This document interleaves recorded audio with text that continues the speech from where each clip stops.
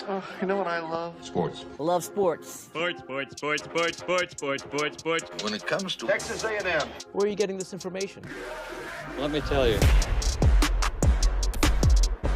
Welcome to TexAgs. TexAgs Live. I feel like I should be listening to the theme song from the Jeffersons. You know, we're moving on up.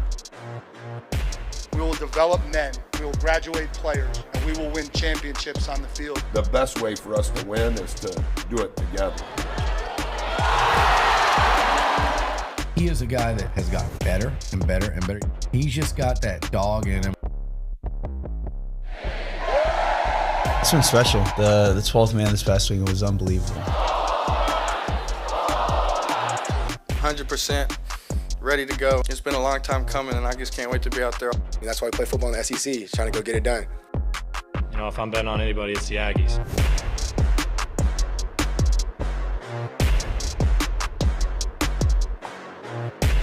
On the yeah, it's Wednesday. We've talked a lot about what happened there in Gainesville. Welcome into TexAgs Live, presented by David Gardner's Jewelers, Rollo Insurance Studio, the Go Hour, presented by The Warehouse at CC Creations. David Nuño, Heisman Trophy voter Olin Buchanan. OB, good morning, buddy. Good morning. Duck Camp shirt. Yeah, and Duck Camp shorts as there well. You go. Yeah. Representing. Hey, so we're obviously, we'll talk Florida throughout the week, of course, because there's some storylines from that we're going to have to follow up here with the game this weekend against Bowling Green. But it is now time to think about Bowling Green and what's ahead.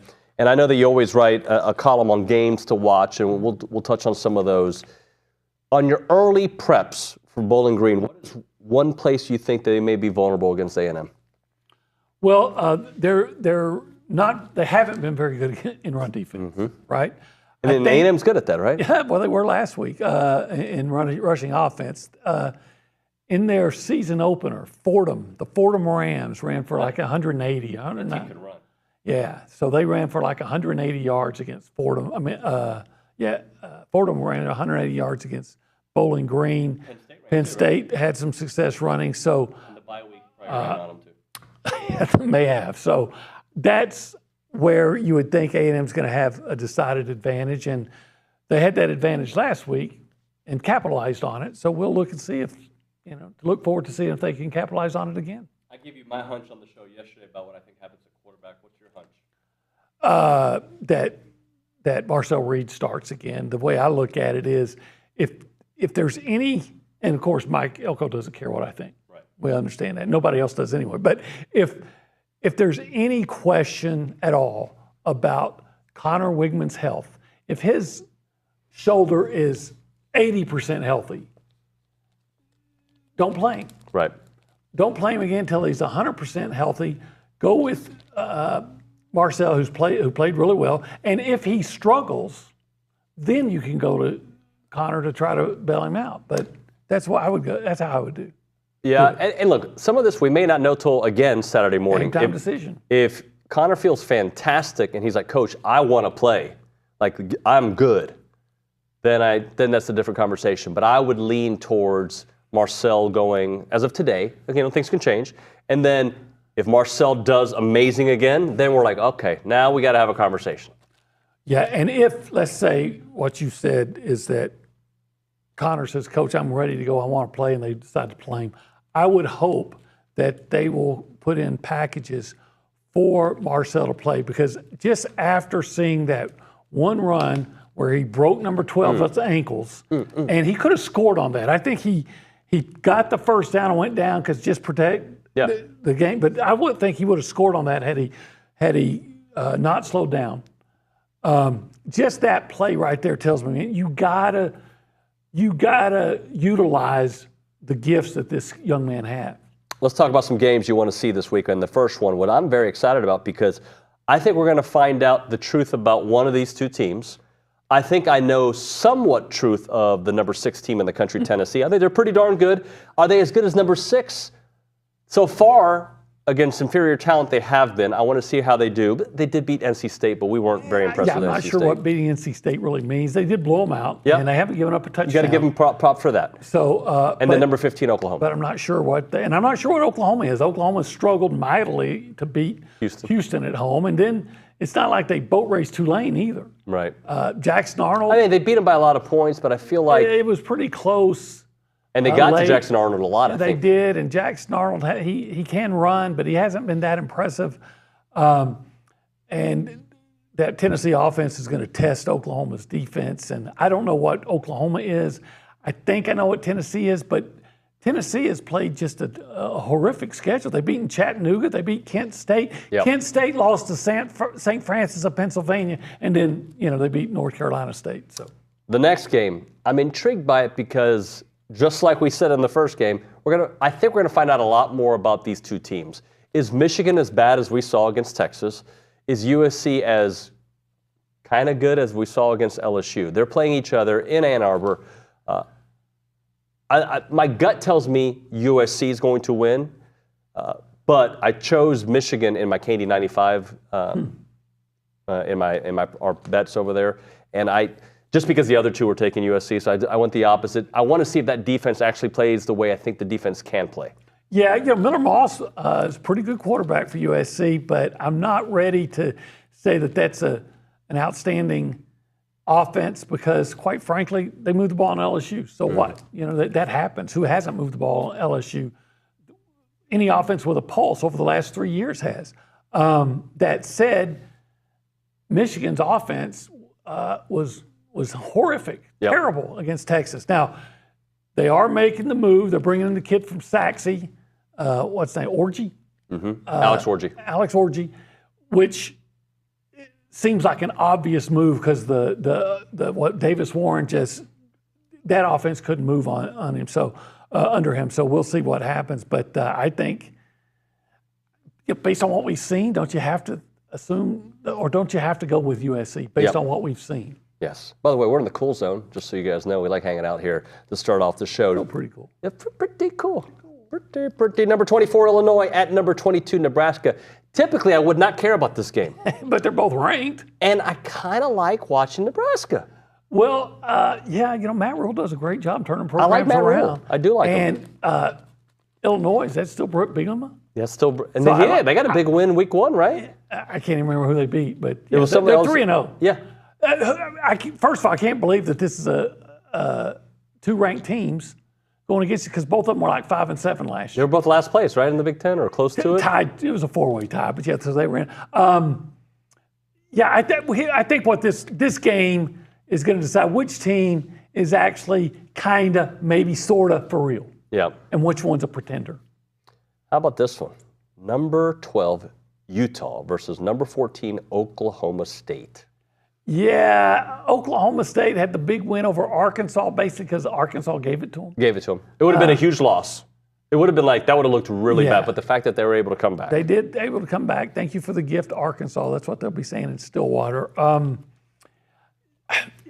Utah is a team that's been good for quite a while under Kyle Willingham. Oklahoma State under Mike Gundy's been pretty always good. Pretty good. So they're a lot alike.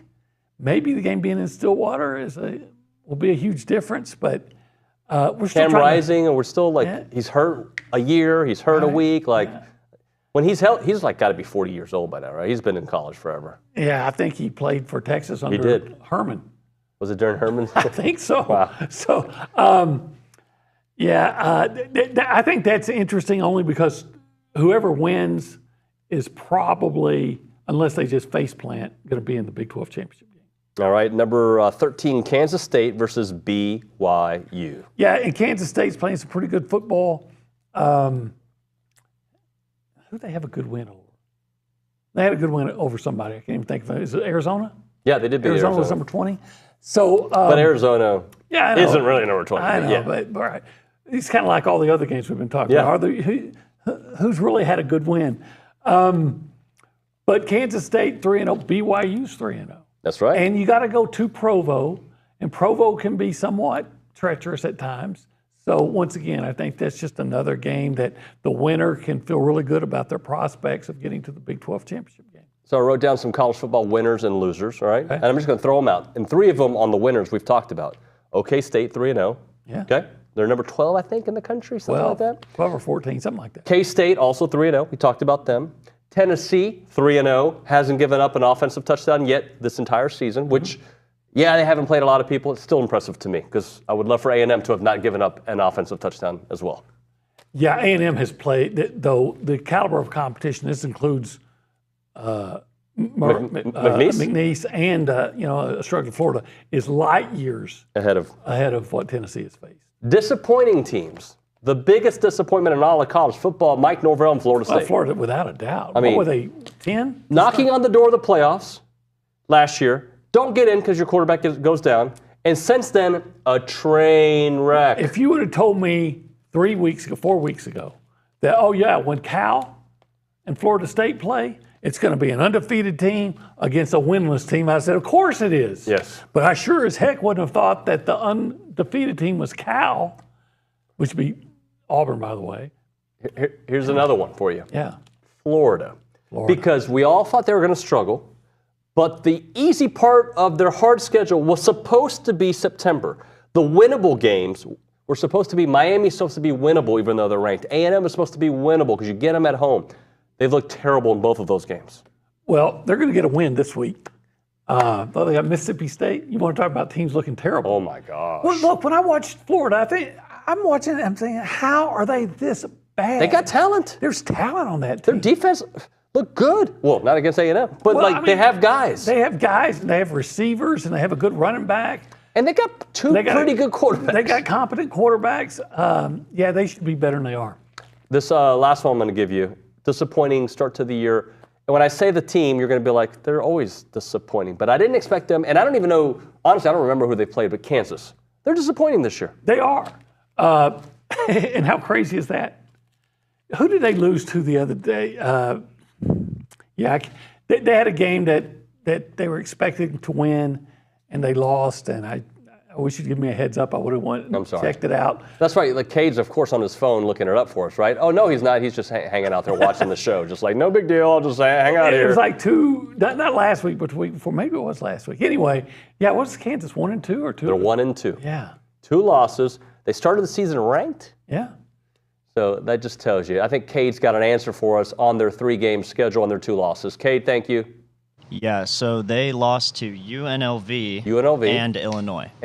There you go. That was the Illinois game we were talking about earlier. And by the way, UNLV, they're actually, that was a team that just a couple of years ago, you were surprised if they won an A game. Right. They're pretty good. Yeah.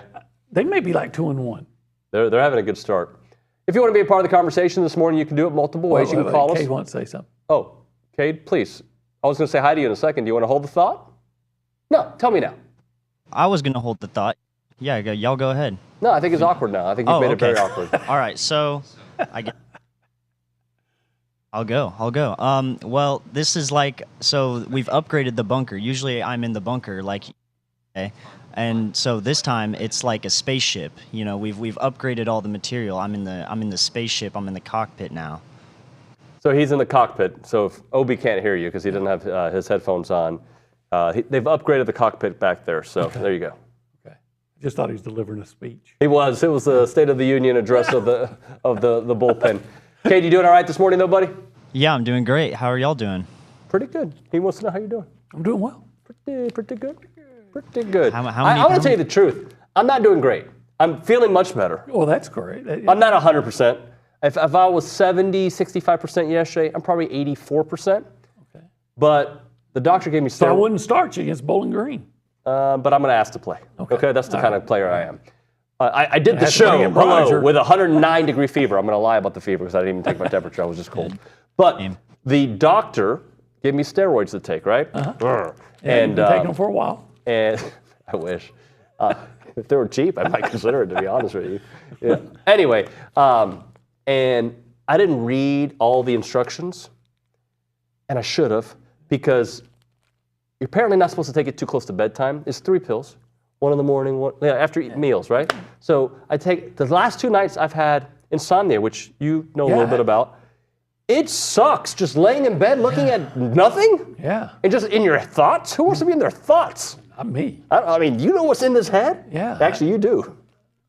Not good. Yeah. A lot of Cuban food. A lot of Cuban food in this head. Let's go to the Angry Elephant News and Social Center. Caitlin Torn. Good morning, Miss Caitlin. Good morning. How are y'all? I think I just answered that. Just covered it. Fine. You know, it's funny.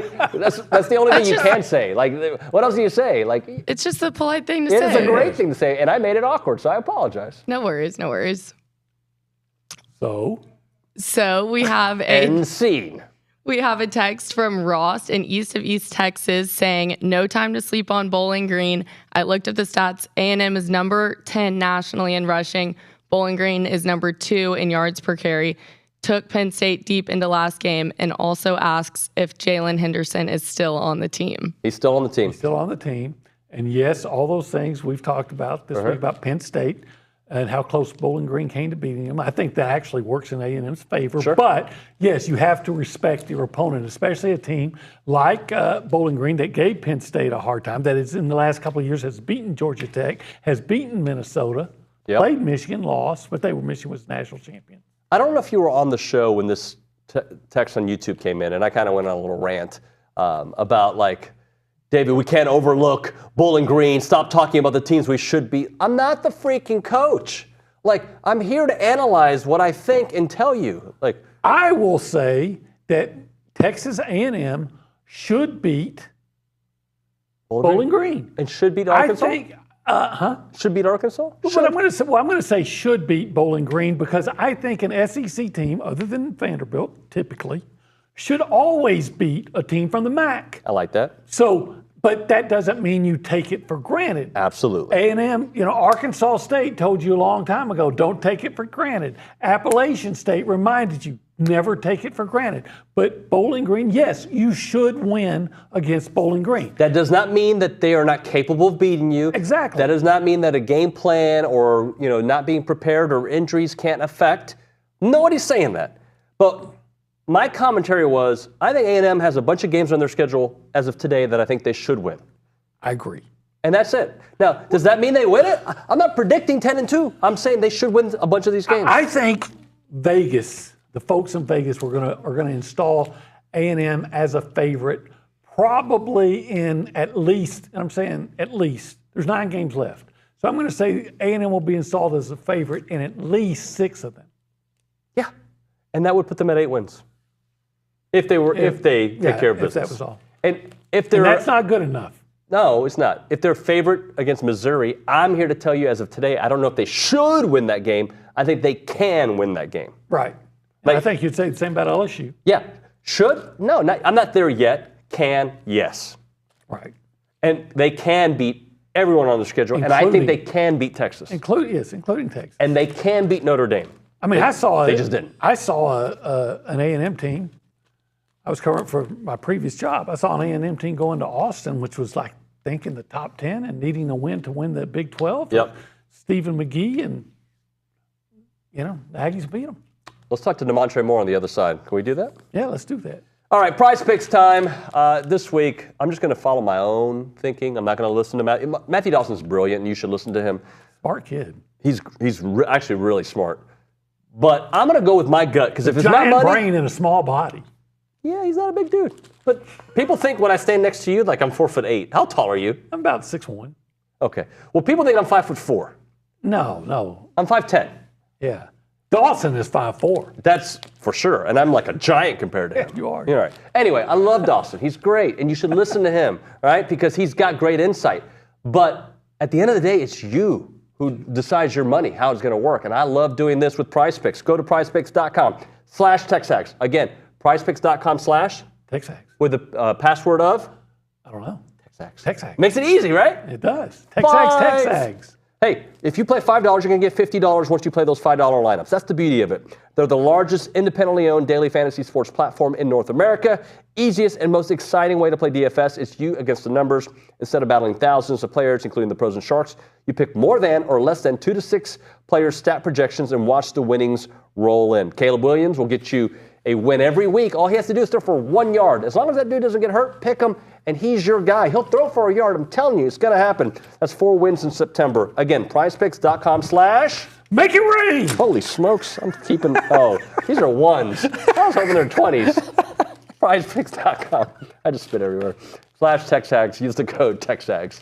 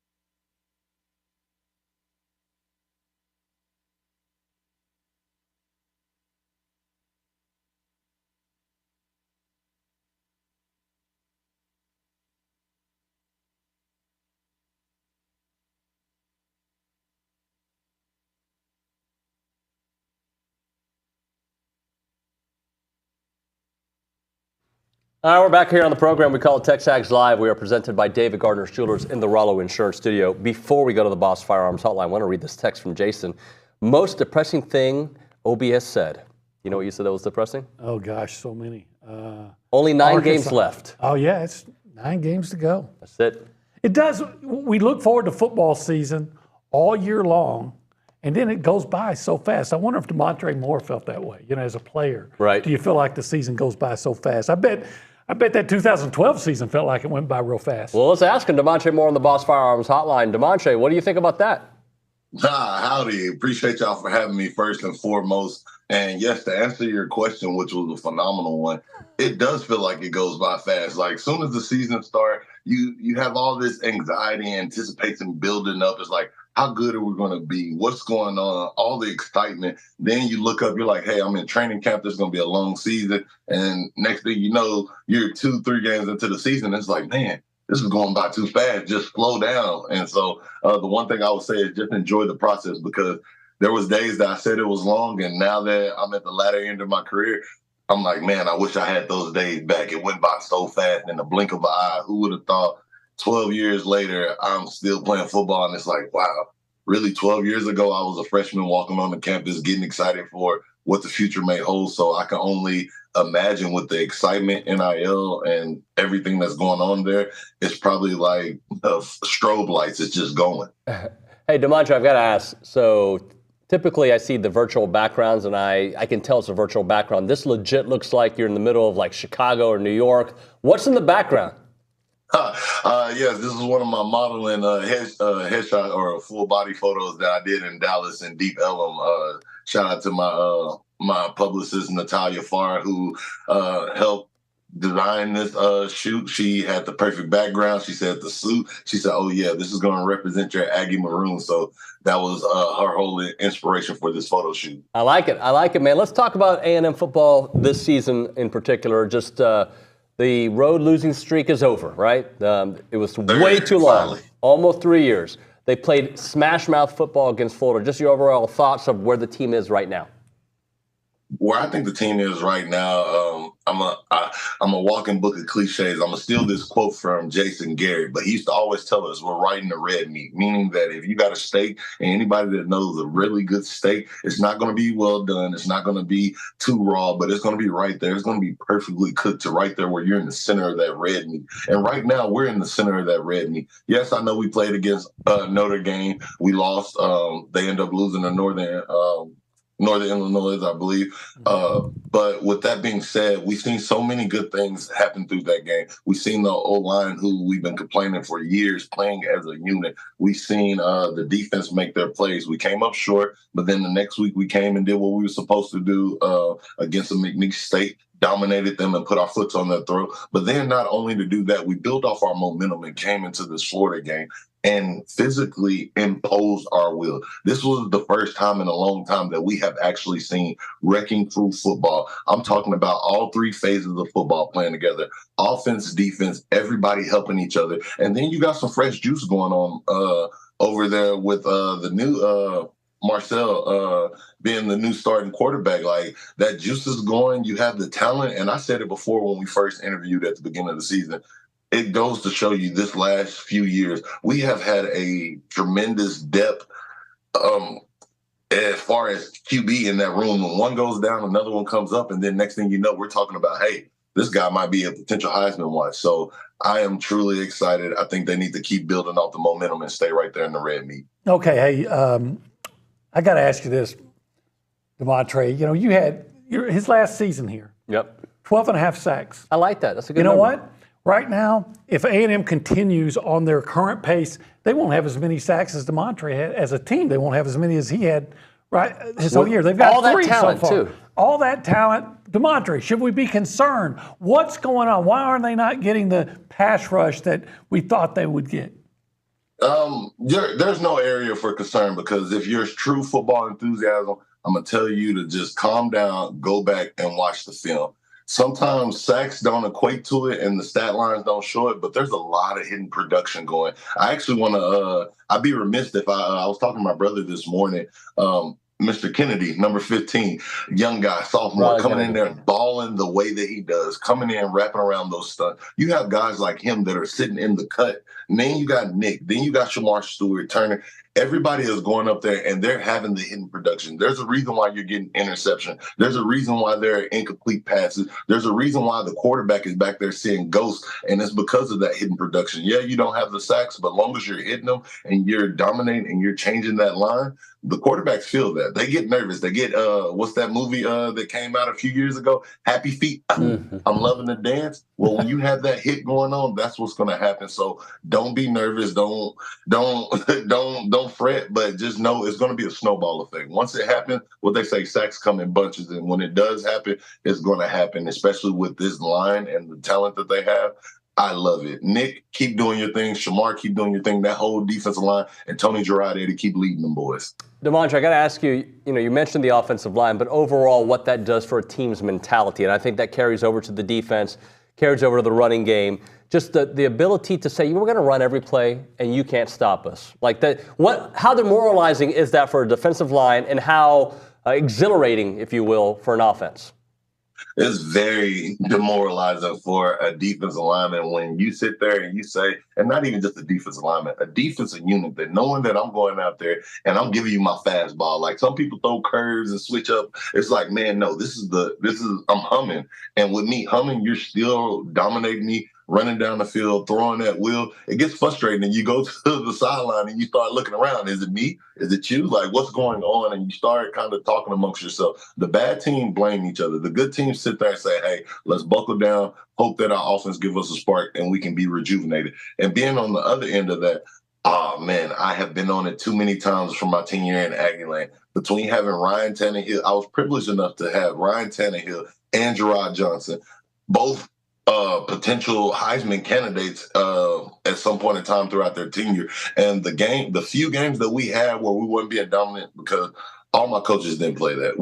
We made sure to have a dominant defense. But the few games that it started off slow, when you can have an offense over there and you know that they're going to score willingly and that they got your back, that leads you to say, hey, man, I need to do better. I need to hold myself accountable. And that's the type of players that we had on the team, to where we came over there and said, we're going to get you the ball back because we want to see Cyrus Gray go down there. We want to see Christian Michael, Jeff Fuller, Tannehill, do your thing, Ryan Swope. The weapons that we had were endless. So it was kind of a motivation thing. And I think that's what's happening now. And we've seen it in the Florida game. It was like, hey, you keep doing your thing. And then the defense caught a little spark. So, all three phases got to help each other. Yeah, Damontre, I got two questions in one here.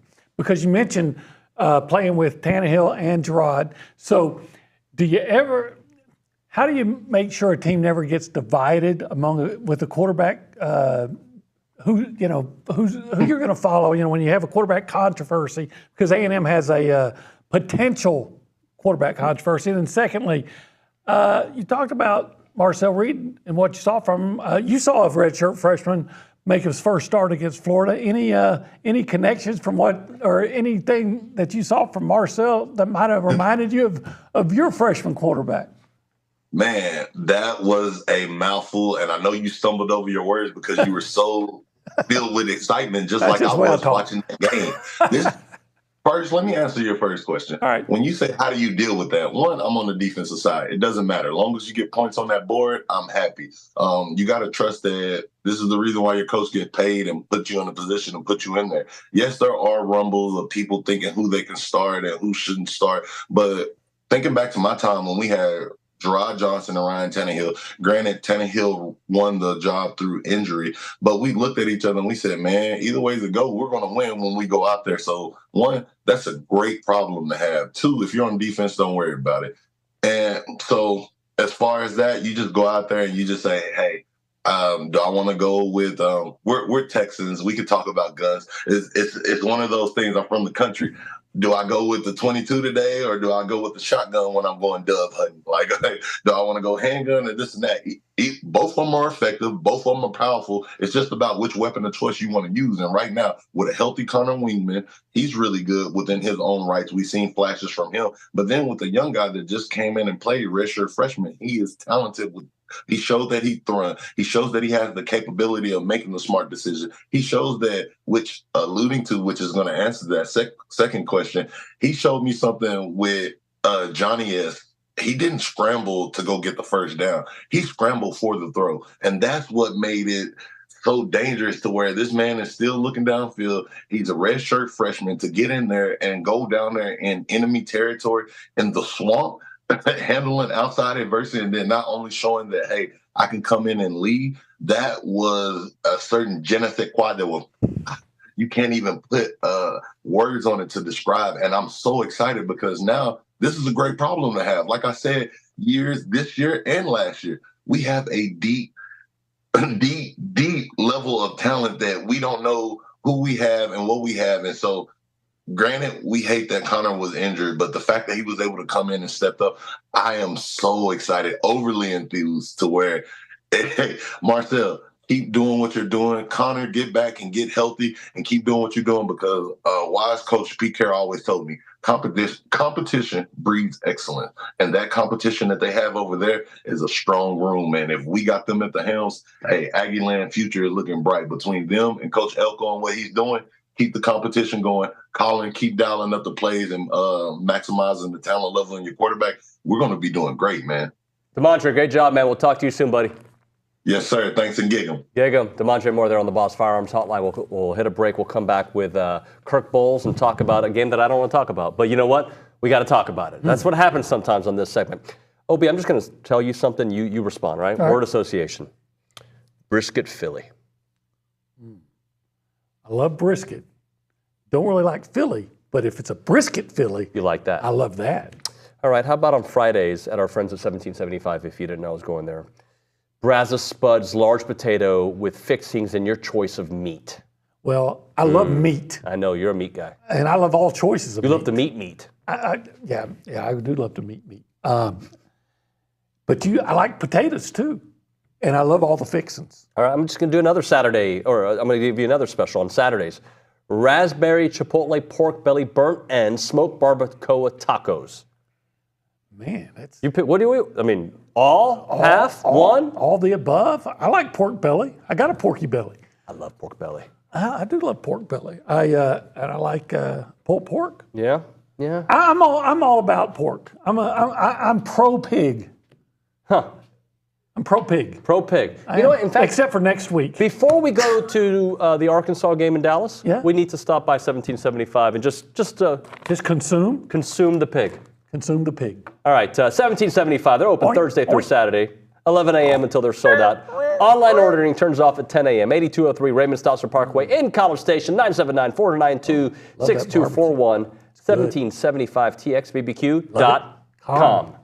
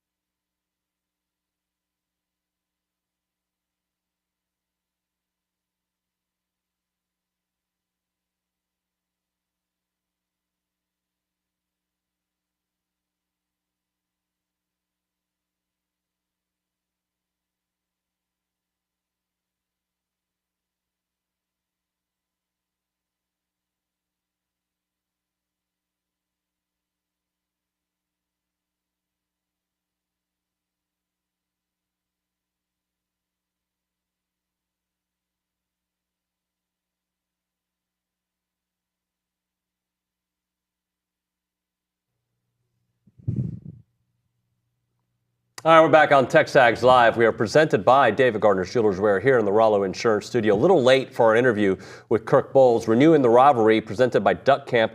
Duck Camp gear is made for people that live for the moments out there where there are fish to catch, birds to hunt, time to kill, football to watch.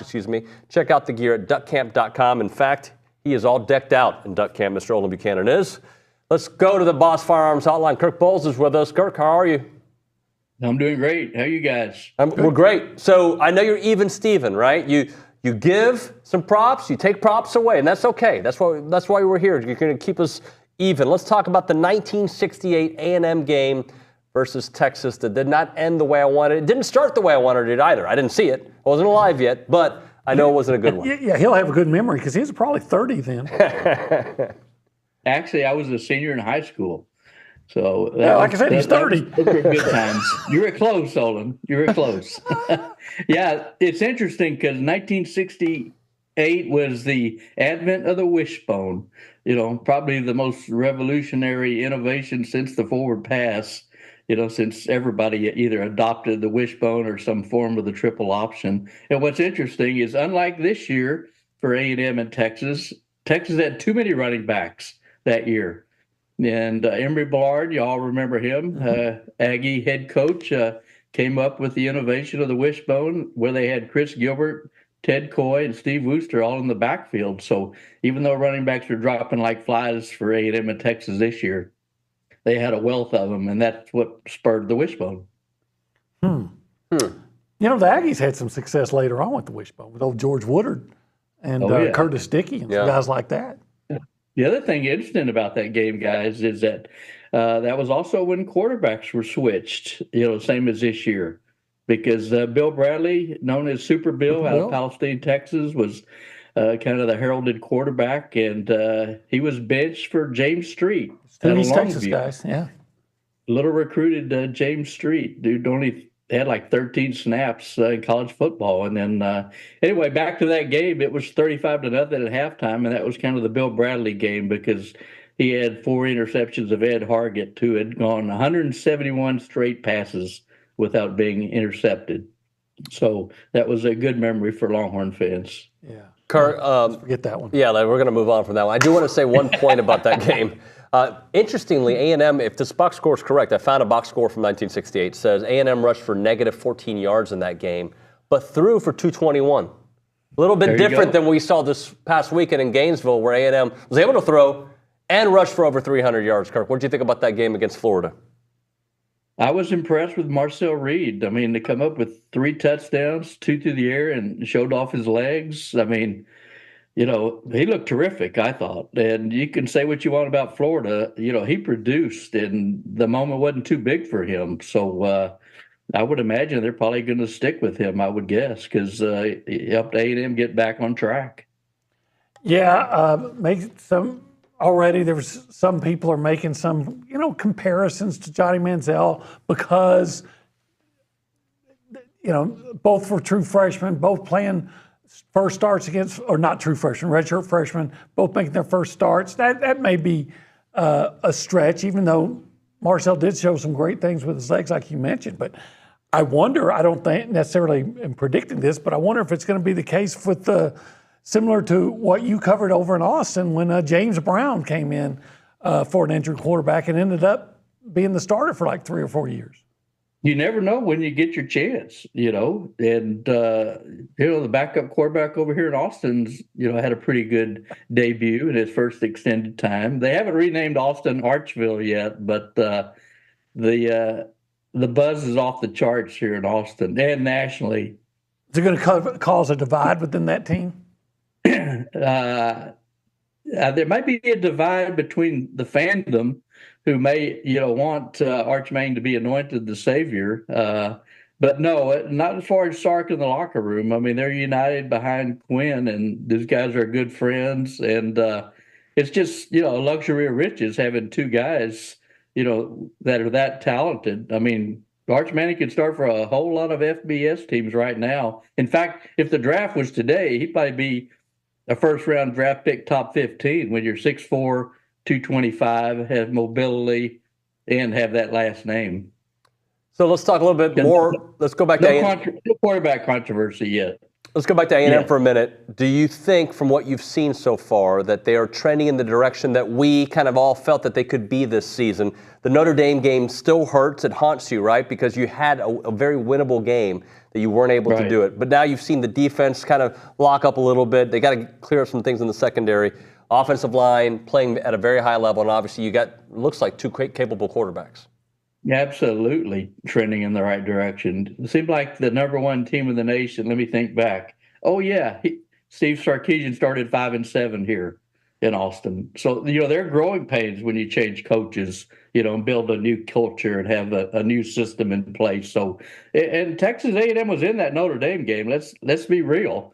I mean, Texas A&M could have won that game. They didn't show much offensively, but they were in that game. And Notre Dame obviously came back and, drubbed Purdue. So I think we saw the real Notre Dame team. So, yeah, I think they are. They just had to get their footing underneath them. And it's all about quarterback play in college football and NFL and at every level when you think about it. And it'll be interesting. I don't know if there's going to be a controversy at A&M, but I don't know what you see in Marcel Reed that you don't like other than lack of experience. And it's not like Connor Wigman's got a ton of experience. So, I mean, to have two quarterbacks that you have confidence in is just, speaks volumes in college football today. Those Longhorns really the number one team in the country, Kirk. Do you really think they're that good? But it's funny, OB. I mean, it's hard to come up with a weakness so far. And yeah, their schedule is only 34th toughest in the country, and Michigan is very down. I don't even have Michigan in my top 25, but I do have the Aggies, by the way. I put A&M number 22 this week. So, time's going to tell. I mean, but beware, Bowling Green on Saturday. These group of five teams, they're really raising up and making their presence felt. I mean, you look at Northern Illinois. Memphis beat Florida State. Of course, everybody does. Texas State almost beats Arizona State. Toledo beats an SEC team. So, they've got the ingredients for being number one. But let's check back after October 19th, after they played OU and Georgia back to back. Also, I was going to tell you, I think Texas should maybe be careful with Louisiana Monroe. They are 2-0. I'm just saying, just saying. Yeah. Yeah, as much as you got to be careful about a team that's 44-point underdog. They rank 130th in passing. They're only 134 FBS teams, but they do run the ball pretty well, and they got a great edge rusher who's got 4 sacks already. But so you're saying there's a chance? Yeah, that program once beat Nick Saban in Alabama. That's right. Way back in the day, right? 2006. Hey, Kurt, we appreciate it, sir. Thank you so much. We'll talk to you next week, man. Have a great weekend. Bye-bye. See ya. Kirk Bohls there, renewing the rivalry here. Duck Camp bringing us that interview. All right, we'll hit a break. We'll come back with some thoughts. It's game week, so if you're headed to the game this Saturday, the Association of Former Students always puts on great events. You're going to want to come join them at the All Aggie Hullabaloo. Go to the Clayton W. Williams Jr. Alumni Center for your game day headquarters this weekend for free drinks. That's good. Courtesy of Yiling. You've got City Orchard Cider and a free Slovacek sausage there. You can also do some pregame shopping with vendors at the Marketplace, CC Creations, The Charge, Stanley Apparel. You've got South of Kyle and Kona Ice. There'll also be a fun zone with games and prizes for the kids. Plus, if you have questions about your Aggie ring and you need to have it resized, the Aggie ring office, will be open throughout the event. The All Aggie Hullabaloo begins at 3:30 this week. Admission is totally free. All you have to do is register at tx.ag/AAH3. That is tx.ag/AAH3. If you're driving, check out the boards on TexAgs. You'll see it on there as well. It's the Association of Former Students.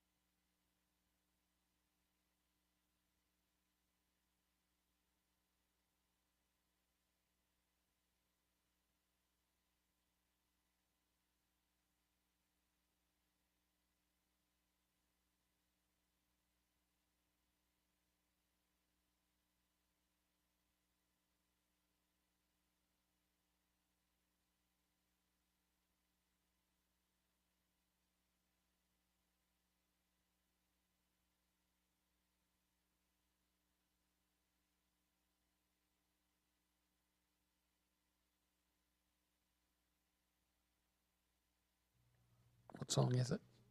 TexAgs Live, presented by David Gardner's Jewelers Rollo Insurance Studio Go Hour. What song is this, by the way, guys? OB, it's the Call Station song. Kay, do you know? Does somebody at Brian Broadcasting want to tell us what song that is? I like it. We play it a lot. I do not know, unfortunately. Okay, thanks for answering. You could have just shaked your head. Just kidding, Kate. I'm just being funny. Somebody at Brian Broadcasting, type it in so I know what song it is, because I like it a lot. OB, I think you'll like it too. Let's close out with some text messages to end the Go Hour. We go to the Angry Elephant News and Social Center. Unless you got some news you want to start off with.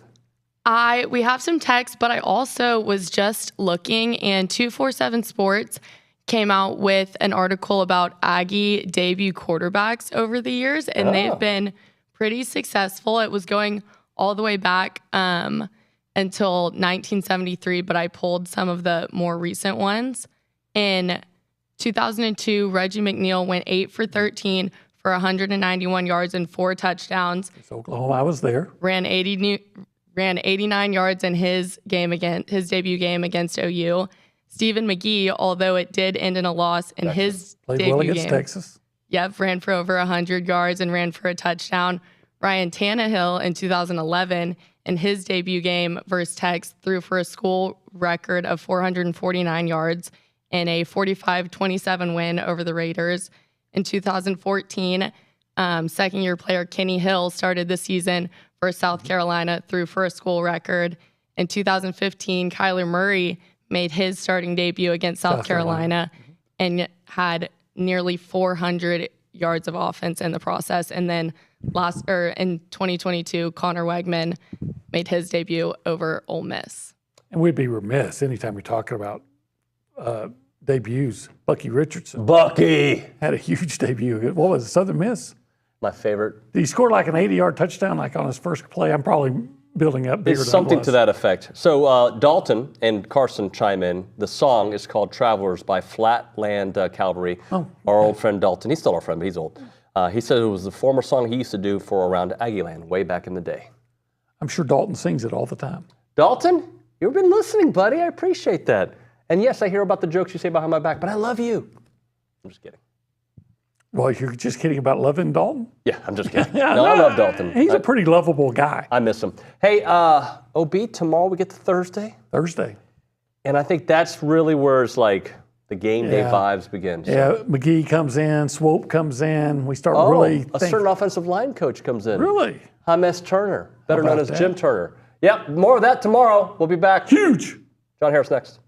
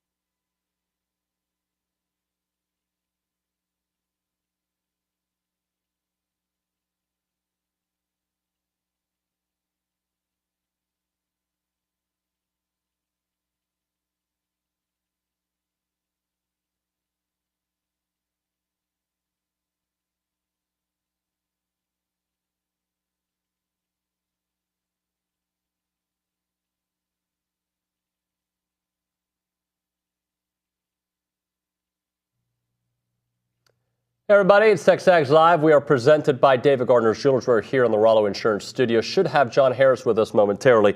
I did want to get to a little update. John Harris says he hasn't gotten into Zoom yet, so if you want to make sure that he gets it. I'm going to read this from SEC Unfiltered because they had some names that I thought were interesting for the coach for the Florida Gators when they move on from Billy Napier. And I don't know why it's not popping up right now, but I'll tell you a couple of names that I remember. I had the top one as Jamie Chadwell, and the second one being Lane Kiffin. I think it was plus 400 for Chadwell and plus 500 there for Lane Kiffin. I think those are interesting names. We've heard Kiffin's name several times. Yeah, I forget who I was talking to on the show yesterday. Like, why? Oh, I think it was Chris Phillips, of all people, by the way. He was like, why would he go? He's got everything he wants at Ole Miss. Guys, if you don't think that Lane Kiffin wouldn't have jumped for the opportunity to be at Texas A&M, he would have. He would have crawled. Of course he would have. I know that. Like, that's for sure. I think he's got something great this year, and it probably makes the most sense to stay at Ole Miss. But if you're talking long-term and you're building something, I think it's harder to build it at Ole Miss than it would be at Florida or Texas A&M or one of these other schools. My personal opinion, you can deal with it or you don't have to. Let's go to the Angry Elephant News and Social Center. Caitlin Torn, what else do you have for us? I am looking at that tweet from SEC Unfiltered. Oh, you found it? Okay. Yes. Deion Sanders is the third on that list for... You know what's so conflicting about Deion Sanders? There's parts of him that I like. Like, I think how he preaches togetherness with his team and how much it's obvious he loves the players that he loves. I don't think he loves all the players, Caitlin, but the ones that he loves, he's got a good message for his team when it's about the football and the connection and the camaraderie. That part I appreciate. And he's also always been very entertaining from as a player in college to the NFL to baseball to as a commentator, all that. I just don't like how he makes it all about him. Just like my next guest on the Boss Firearms Hotline, John Harris, always making it about him. No, I'm kidding, Johnny. You're the ultimate team player. Good morning, buddy. Good morning. I missed you were talking about making it all about him. Could be a lot of people in our business. Well, this one is, I think, number one on the list right now, Deion Sanders.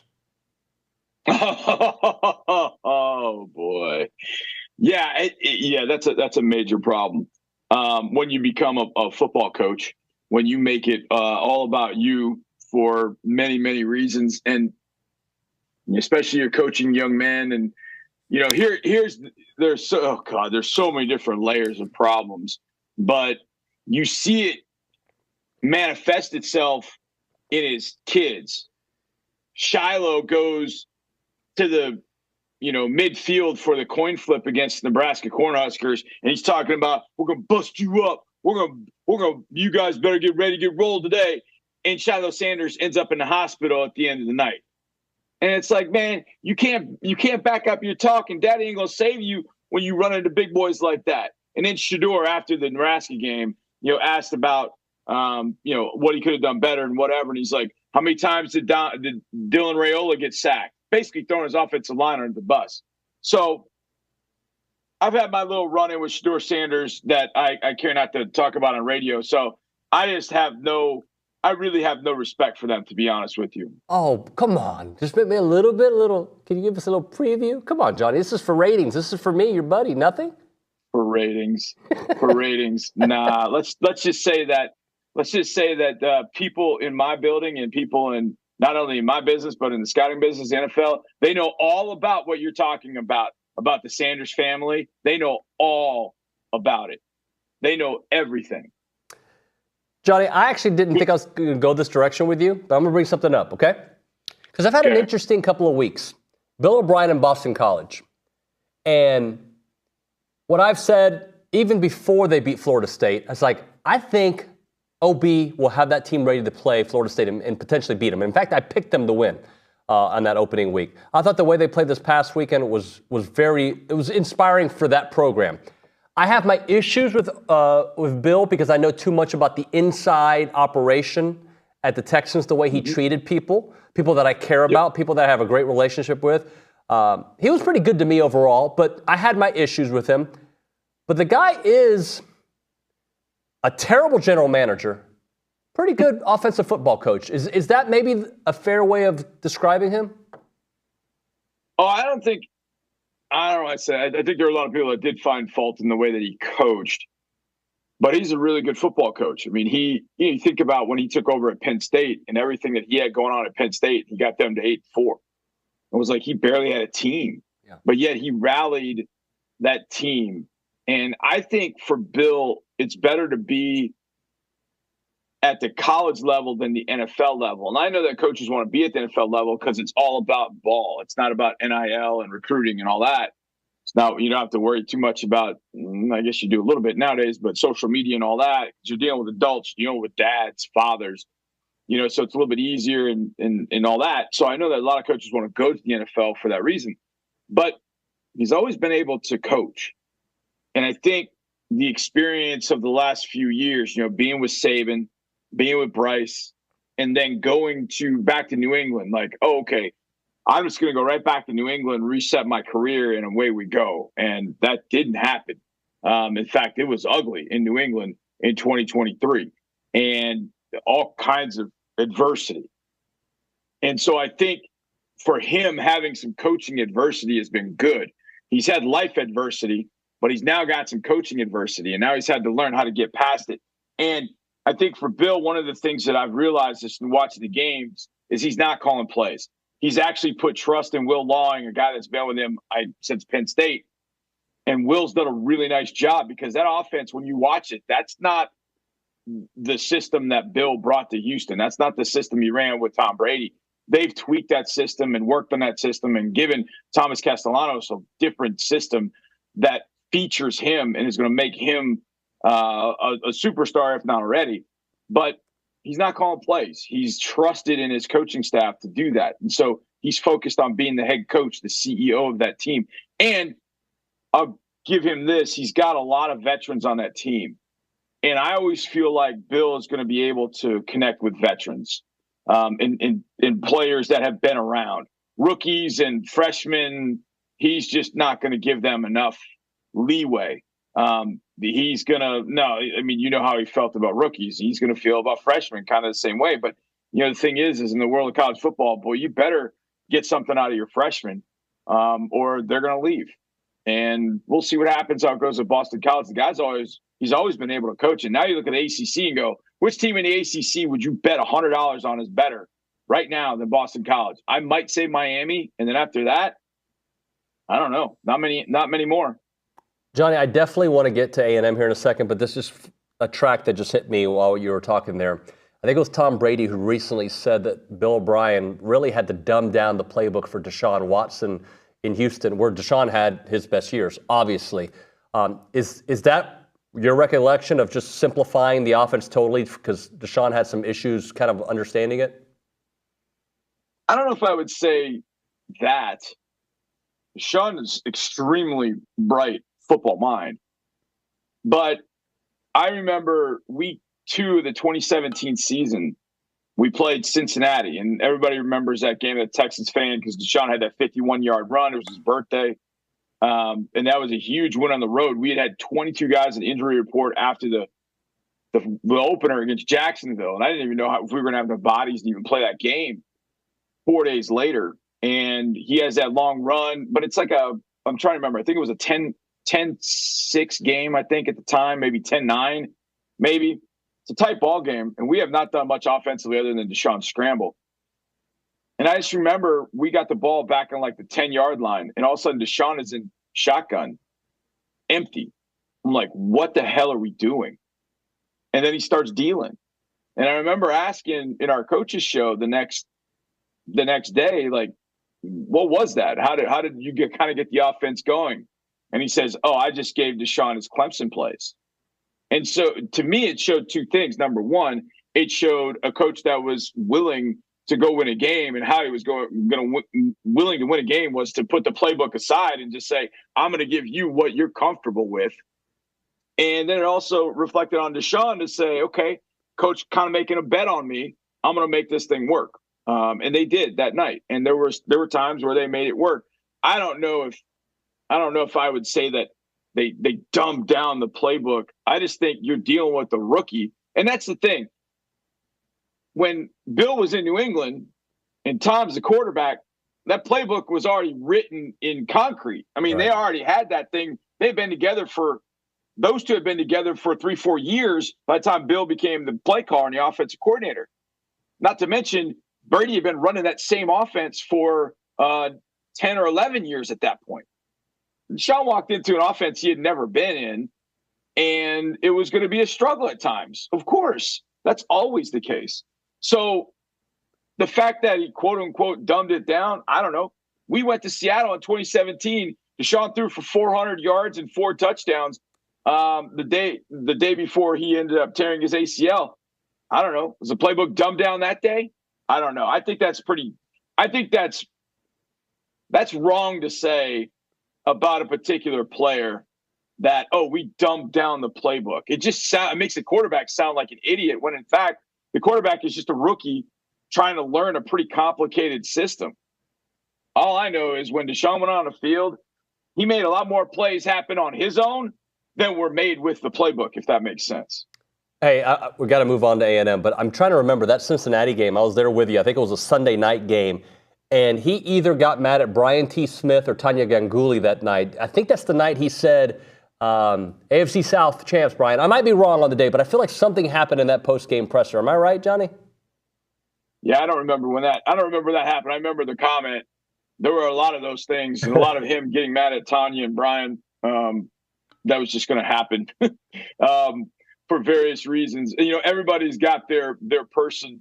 I know coaches around the league that have particular people that they didn't care for. One who is not coaching right now, who had one that just every time a media person opened his mouth, he wanted literally to punch him in the face. And I think those are the words he used to me. He used it to me too about somebody else. Yeah. I'm not talking about Bill, but then again, Bill was ready to go against anybody. But that was a Thursday night game against Cincinnati. And, you know, a win is a win. And I'm sure that there were a lot of times that Bill wanted to say to people, hey, AFC South champs. But I think it was a Sunday night win over New England when he said something like AFC South champs or something like that. I can't remember, but I don't know. It's time to talk Aggies. I'm kind of done talking about that individual. Yeah, let's move on because it was such an interesting time in both of our careers, Johnny. We're moving on to this A&M team, and I know we got to talk quarterback, but I want to talk about the line of scrimmage and what you saw against Florida from that offensive line. And the defensive line they're not getting the sack numbers, but they're doing their thing. So let's talk a little bit about owning that line of scrimmage, and that's what Coach Elko wants to be the identity of the team, the offensive line dominating, and they certainly did that against a Florida front that I thought would have been better against A&M's rush attack. So, yeah, and that's where, and I know you're not doing this, but that's where you pause and say, okay, how good is Florida? And Florida's not great. But still, in the SEC, on the road, in a traditionally difficult place to play, the Aggie offensive line took over the game. And I've said this many, many times about many things. You can only play the team that's in front of you. Like, that schedule is not made by the offensive line. That schedule is not made by the offensive line coach. It's not made by Colin Klein or even Mike Elko. That schedule was done years in advance. And so you just have to play your standard of football and raise your standard of football no matter who you're playing, whether it's McNeese State or whether it's Florida. And the thing that I like was that against McNeese State, when they needed to, it's McNeese State. They should really, physically dominate the game. They did. It's against Florida. You're on the road. You don't expect to do that, but they really did. They really took it to Florida, then had the break because of the weather, and then came back out and continued to do that. And I think that's something that, Mike Elko can use and point to his team and say, hey, team, look at this. This is the way it has to be. This is our standard. I don't care if we're playing Georgia, Appalachian State, or we're playing Nuño Harris Tech University at Kyle Field. You have to play at this standard. This is the standard that we're going to set. And I think you hear teams talk about that. It's funny. I heard it on game day a couple times last week. And I was like, okay, what do they mean by that? What does that actually mean? And I started thinking about that. It's like, it doesn't matter who the opponent is. How is it that you want to play? How is it that you want to prepare? And it doesn't matter who you play. Is it the SEC championship game? Is it week 3 in the regular season? You're going to prepare the exact same way. And I think you're going to go about things the exact same way. The opponent might be completely different. Florida versus Florida State or whomever. You're going to play your way. And so that's what I liked against Florida is that, yeah, Florida's down. Florida's not very good. I don't know how much longer Billy Napier's got. It's going to be a tough rebuild at Florida.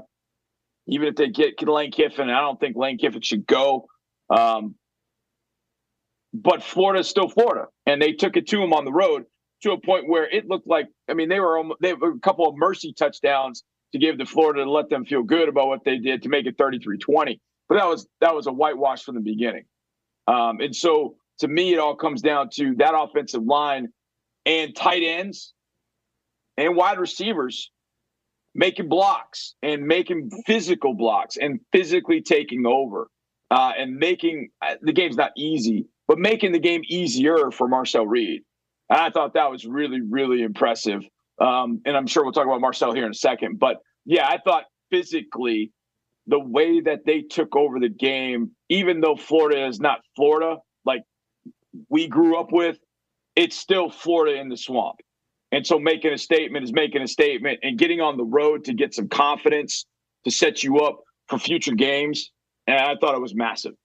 So, Johnny, I'll follow that up with this. Like, yeah, Florida isn't good, but who is good in the SEC? And obviously you got Texas and Georgia and Ole Miss at a different tier, probably Tennessee as well. But, like, when you look at some of the games that A&M's going to play, I made this comment the other day. There's a lot of games A&M should win on their schedule. I think they should win against Bowling Green. They should win against Arkansas. Today, that's how I feel based on what I've seen so far. There's a lot of games that A&M should win. In years past, when I would say that, they would find a way to blow it.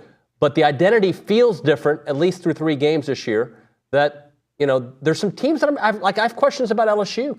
I have questions about Missouri, and I know they're a top 10 team. I get all that. But so who is good in the SEC that A&M plays that they can't potentially have similar success against?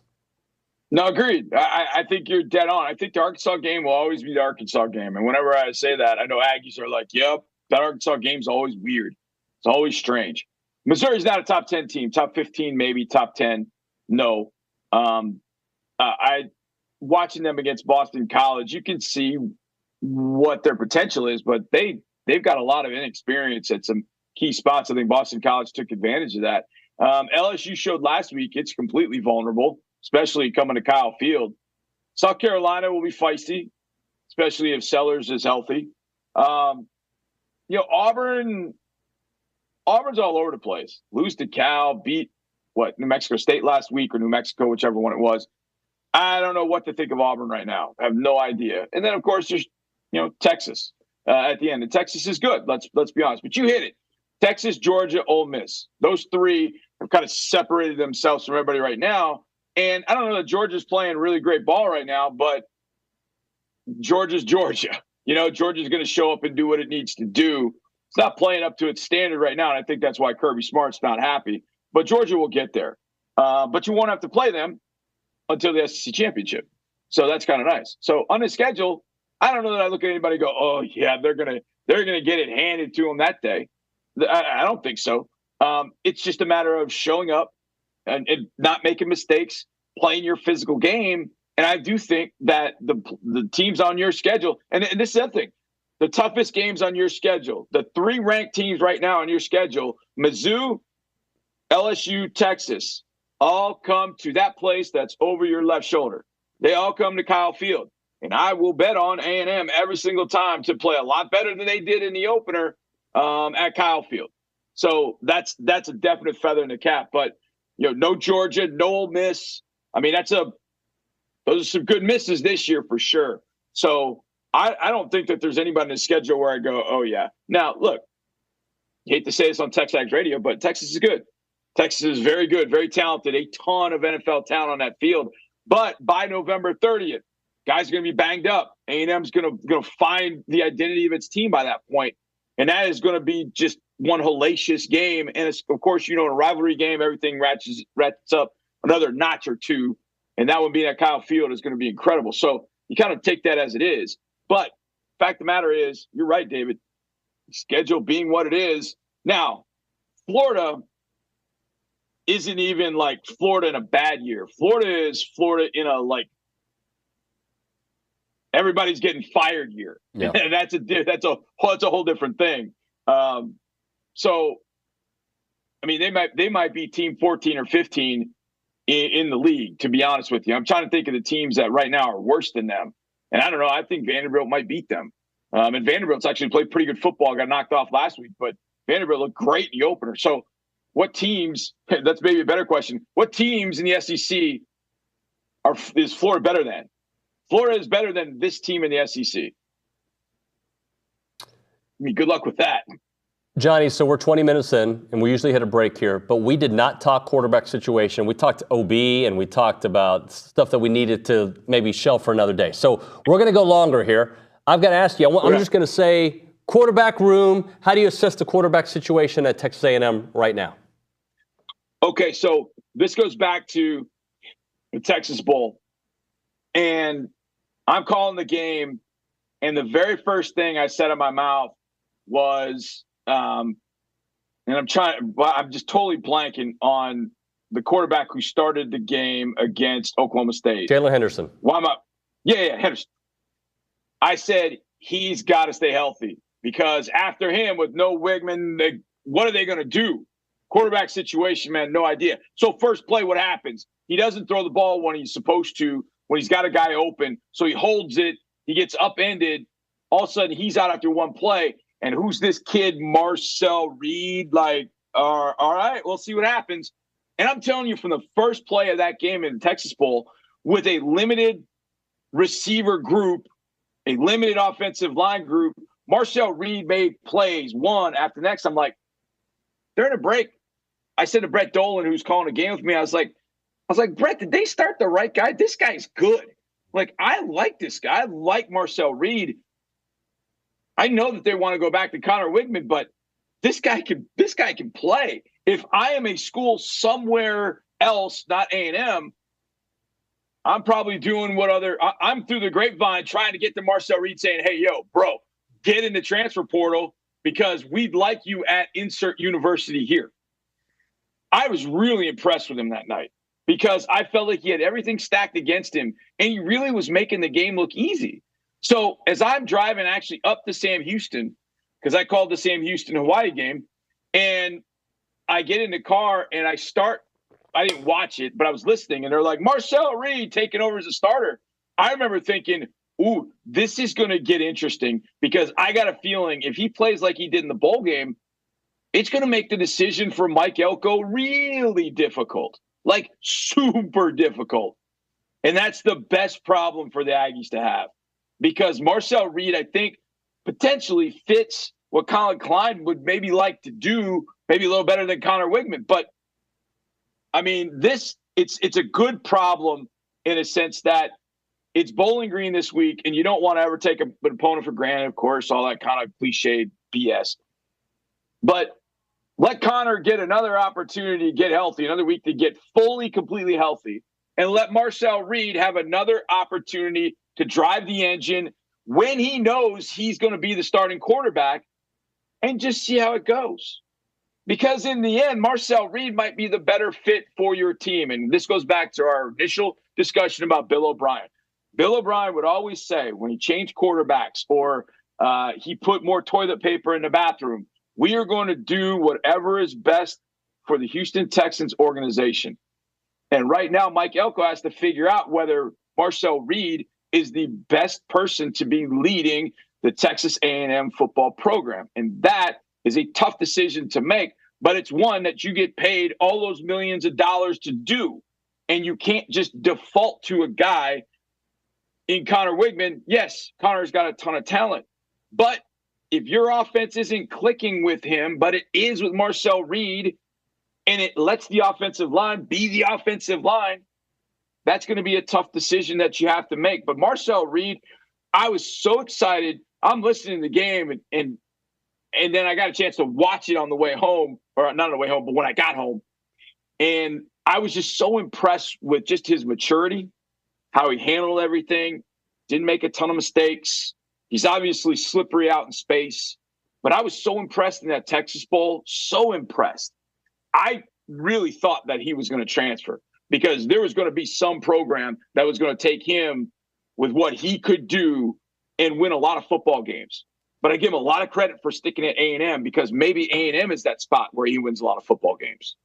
Great job, Johnny. Appreciate that. Check out footballtakeover.com. And, of course, he's a Texans sideline reporter. Thank you, buddy.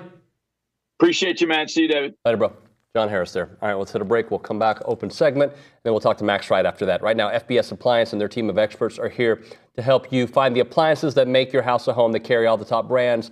But the bottom line is you want good pricing, you want to get the right appliances for your home, and you want to make sure the whole installation process doesn't cause issues in your house, right? Hitting walls as they're trying to get through corners. They don't know how to take out the front door.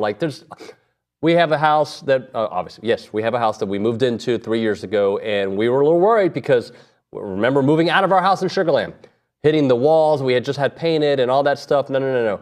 These guys at FBS Appliance, they have a video done before, so they know the angles to go in. They install it. They have great pricing. They are the best. They have 8 showrooms across Texas, but obviously on Welburn here in College Station. Call them up or check them out at factorybuilderstores.com. That is factorybuilderstores.com. It's FBS Appliance.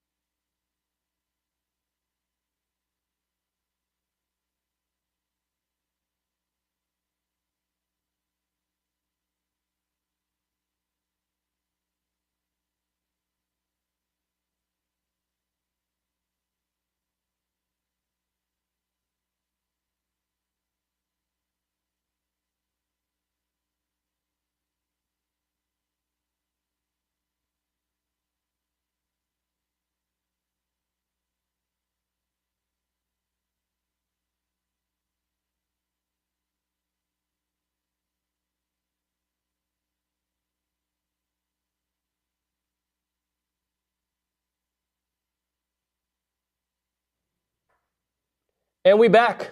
TexAgs Live presented by David Gardner's Jewelers, Rollo Insurance Studio. I want to give a moment for our friends at QC Kinetics. You can use your body's own healing properties to revitalize your achy joints. You want real lasting pain relief?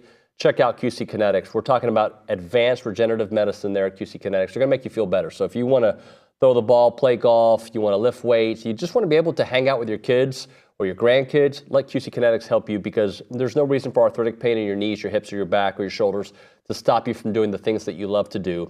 It is regenerative medicine, and their medical professionals there at QC Kinetics are experts with these amazing treatments. People here in the Brazos Valley are raving about it. You should go check that out. They can enhance your joints, improve your mobility, get back to doing the stuff that you love to do without pain.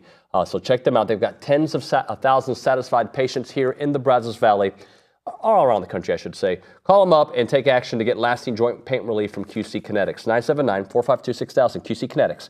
979-452-6000. That's 979-452-6000. Let's go to the Angry Elephant News and Social Center. Caitlin Torn's got some SEC notes for us before we talk to Max Wright.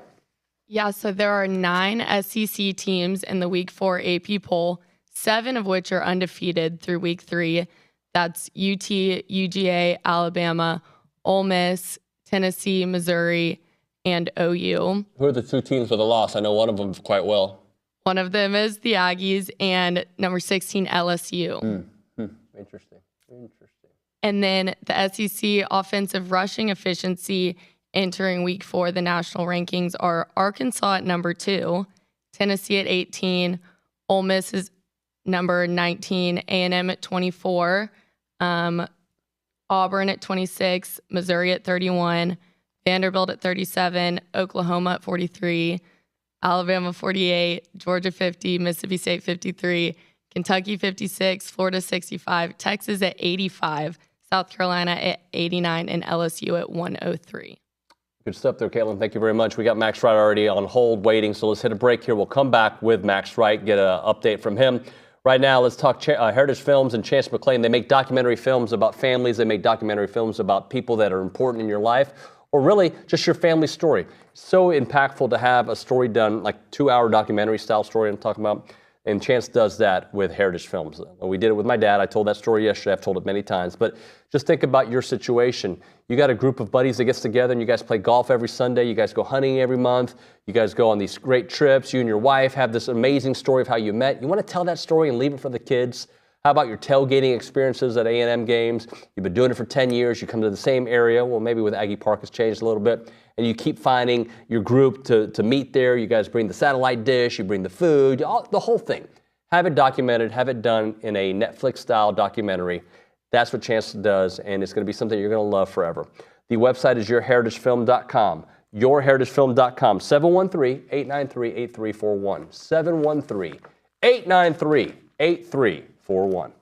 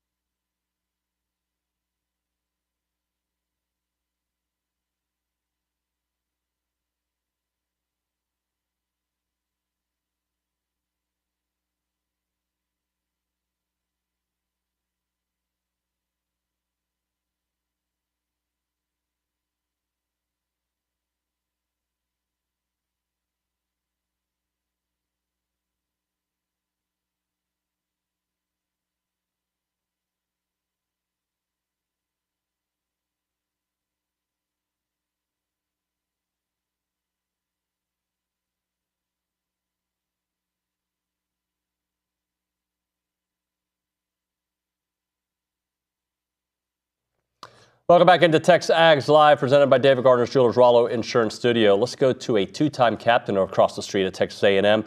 On the Boss Firearms Hotline, Aggieland's premier gun and accessory shop. They've got all you need to build your next firearm. Check them out at bossfirearms.com. With that, let's get it right with Max Wright. Max Wright, good morning, buddy. Morning. How we doing? Good, man. So you were there in Missouri, October the 16th, 2021. You went on all those road trips like I did, and you experienced the losses. How nice was it, even though I'm sure you would have rather been there part of the game to see a victory, how nice was it for the losing streak to come to an end? Man, I know it must have felt really good. Getting to be a part of the last road win was great, but obviously being a part of all those next road losses really stunk. But, I mean, I know the team's ecstatic and happy to get a road win in the column. They looked really good, and I thought that they had an impressive showing on the road in a tough place to play like the Swamp. So they did well. Let's talk quarterback, because you know both those young men quite well. Your thoughts on all three, I should say, because Jalen played a huge role last year. Talk about that room, because I feel like there's a faction of people ready to move on from Connor, although we've seen Connor at an elite level. That being said, we've seen Marcel at an elite level now, so at least there's a conversation to be had. But I still think Connor's got a lot to say for this season. Yeah, absolutely. I think that we got to kind of, keep ourselves calm here. Marcel did have a great game. He's had two great games in the games that he's played. He did well in the Oklahoma State game last season as well as a younger true freshman. But I think you can't disregard what Connor's done in his time here and the games that he's done and what we know Connor can do. I think that it's going to come down to, one, Connor getting back from this little shoulder thing healthy, and then timing of that and see how that goes. And also it's going to be up to Coach Klein and Coach Elko and what they decide throughout the week. I think you can't disregard the things that Marcel brings to the team from a dual threat standpoint. I think he's extremely athletic, and he got to show that on Saturday. But I also think that, what Connor's done for this team in the past and what he's done history-wise is something you have to take into account. So I wouldn't say that we need to jump off the Connor ship, but I do think that Marcel's earned a chance to go out and possibly have some playing time split with Connor, especially maybe this week. But I think it just comes down to, I want Connor to be healthy and having, multiple backups that are great, like Marcel and like Jalen Henderson is a good luxury to have for the team. So I think it's going to be interesting over the next few weeks how Coach Klein and Coach Elko go about deciding the quarterback process. But, I'm happy having multiple quarterbacks who we know can play SEC ball. You need depth, especially with, some of the stuff that we've had in the past seasons with injuries. So I think it's going to be really interesting. And I have no idea who they're going to put out there. It could be either one of those guys. So I'm not calling Connor a dual threat quarterback, but Connor can run. People forget that he can run. Like, he's not Marcel with the shiftiness and the speed. But this is a guy he's an athlete. There's a reason he played baseball and football, and he can probably hoop. I don't know. But, he is an athlete. He's not just a pocket passer, just a pocket passer. Yeah, yes, absolutely. He's shown that before. He had a nice little spin move, a little shiftiness against McNeese State. Can't disregard that little spin move he had there in one of those drives. They're kind of different, and Marcel is much more of an out in space shifty kind of guy, but Connor has shown us before that he can do stuff with his legs. I think that's where it's going to be interesting going through this week, probably for the team, how the scheme is going to be, if there's going to be more run implementation for the quarterback, if we're going to see some true RPO kind of things going on. So I'm interested to see how Coach Klein kind of opens up his playbook and how they utilize Marcel or how they utilize Connor. It's going to be fun to see. Last thing on the quarterback situation, because I don't want it to be a bigger thing than it needs to be, but I kind of feel that if Marcel let's say he plays this weekend, right? And he has another great game. Mm-hmm. Now you got to pause, right? Because we're talking about 3 consecutive performances of we look good offensively. We look good. And that's not a shot at Connor at all. But if you get 3 in a row with Arkansas coming up at a neutral site game, I think then you really have a loud conversation to have. I agree. I think that, especially with him showing road success and showing the ability to go into hostile environments and perform well, that's something you got to take into account too. As a young guy who can go into, the Swamp, and he looked like he was, commanding the offense back there. He didn't look panicked. He looked like he was under control and command. I mean, that's something you got to take into account. I think you're right. I think that this next week, if they decide to go with Marcel and he does really well and performs in the same way that he did this past weekend, then there's definitely a louder conversation to have. But I definitely think that Connor is going to have something to say about it. I expect him, if he's feeling fully healthy and if that shoulder's good, for him to come out and do what we know Connor can do. But I think you're absolutely right. I think that this next week, it'll be really interesting to see if Marcel does get the start, how he performs, and then how things will look moving forward as we get more into SEC play. I wanted to ask you about Theo in a moment, but I got to talk about the offensive line. You work with those guys. You know a bunch of them. Just owning the line of scrimmage against Florida. Like, they owned it, man. And it's been a few years since we've kind of seen that kind of mentality again. What did you think watching it? Like, dude, they can run every time they want to, and they did. Yeah, absolutely. I mean, I've been saying that, looking back at the film and stuff, it's been seeming like that room has been progressing in a really good way. I mean, the loss of Martin Boo is big, but I mean, TJ Shanahan came in there and stepped up at the center position, man, and he conducted that offensive line really well. I mean, you look across the board at those guys, and every single one of them did really well in that game. And you're right, they absolutely controlled the line of scrimmage. I mean, Coach Elko's been talking about how he wants his offensive line to be the identity of this team. I think if you look back at successful teams that we've had in the past, as far back as you can, every single one of them has been centered around great offensive lines. When you can have a good offensive line up front who can give your quarterback time and who can establish the run game, that opens up your offense to limitless possibilities. I mean, but those guys up front are trending in the right direction really well. I mean, over 300 yards on the ground and moving a big defensive line like Florida off the ball. I mean, that's a testament to their talent, their strength, their ability to work together as a unit. And I think one of the things you have to take into account too is the tight end room. They looked much better this week in the blocking game. It looked like they worked on some stuff and got on the same page with their offensive line. I mean, that's something that people don't take into account all the time. Is, you can't just block with 5 guys every single play. You got to have 6 or 7 who you can throw in there. And I was really happy to see my tight end boys get their faces in some mess and get a little dirty in the trenches. So I was really excited to see how they did this week, and I think that this is just setting them up for a really good season moving forwards. Well, let's talk about Theo in particular, just getting that touchdown, his growth. You've seen him from being a project, if you will. Like, he had the size, but he had to learn the American game, right? Like, he played it, but it's different when you're here in SEC country, right? So just talk about his growth, his maturation, what you've seen. Man, Theo is one of the most mature guys that I think I've gotten to deal with on that team. I mean, he has great character, and the kid comes to work every single day. I don't think that I ever had a day working with him where I was like, oh, this kid's not wanting to get better. Or he's just kind of going through the motions. No, Theo did come in as a little bit of a project. He's always been a freak athletically. I mean, the guy's massive. That's why they call him Thor. But you're right. He did have a little bit of things to learn whenever it came to, the physicality of the blocking game as a tight end, and him being as big as he is, learning to kind of throw his weight around a little bit and try and bully guys, not just block like easily, but throw guys around.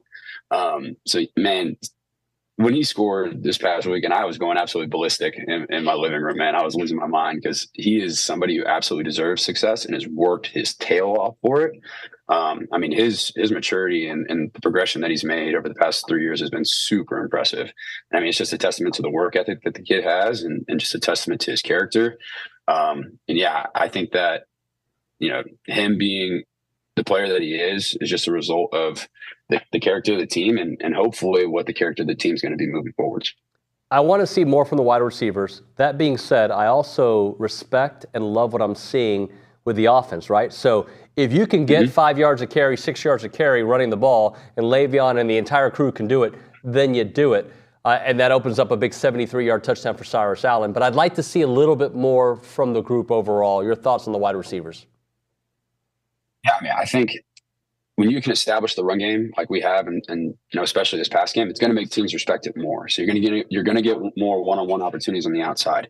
I think that was shown in the Notre Dame game when we didn't establish the run game as well. That our wide receivers were able to get played in ways that kind of limited their availability. But I mean, Cyrus Allen has really jumped off the chart to me. I mean, the guy's performed well every single game over the past few weeks. And you're right. I mean, when we establish the run game, they do get those chances to get those 75-yard pops where it's like, oh man, like just showed up out of nowhere, a 75-yard TD. But I think that they're a really talented group. I mean, Jahdae Walker, Noah Thomas, Cyrus Allen, all those guys are really talented, and we know that they are. And I think that that's one of the hardest things to get adjusted to is in a new offense is getting timing on with the quarterback and learning new route concepts, route trees, how they want you to run things. So I think that group's only going to get better as well. I keep saying that about a lot of guys, but it's the truth, and we've seen that, And I'm thinking that they're going to start stepping up and performing in ways where it's like, oh, okay, that wide receiver core is maybe a little bit better than they've shown over the first few weeks. But I mean, I think that they're going to be growing in consistency as we move forward. All right, let's close out with this. I'm so done with the Appalachian State topic that comes up every time a team that A&M should beat comes up. But I understand it, right? But Bowling Green is a team that looks to be pretty good, right? They are senior led. They gave Penn State all they could handle. This is still a team that I think A&M at Kyle Field at this point, right now entering the fourth game of the season, should figure out a way to take care of business and put it away.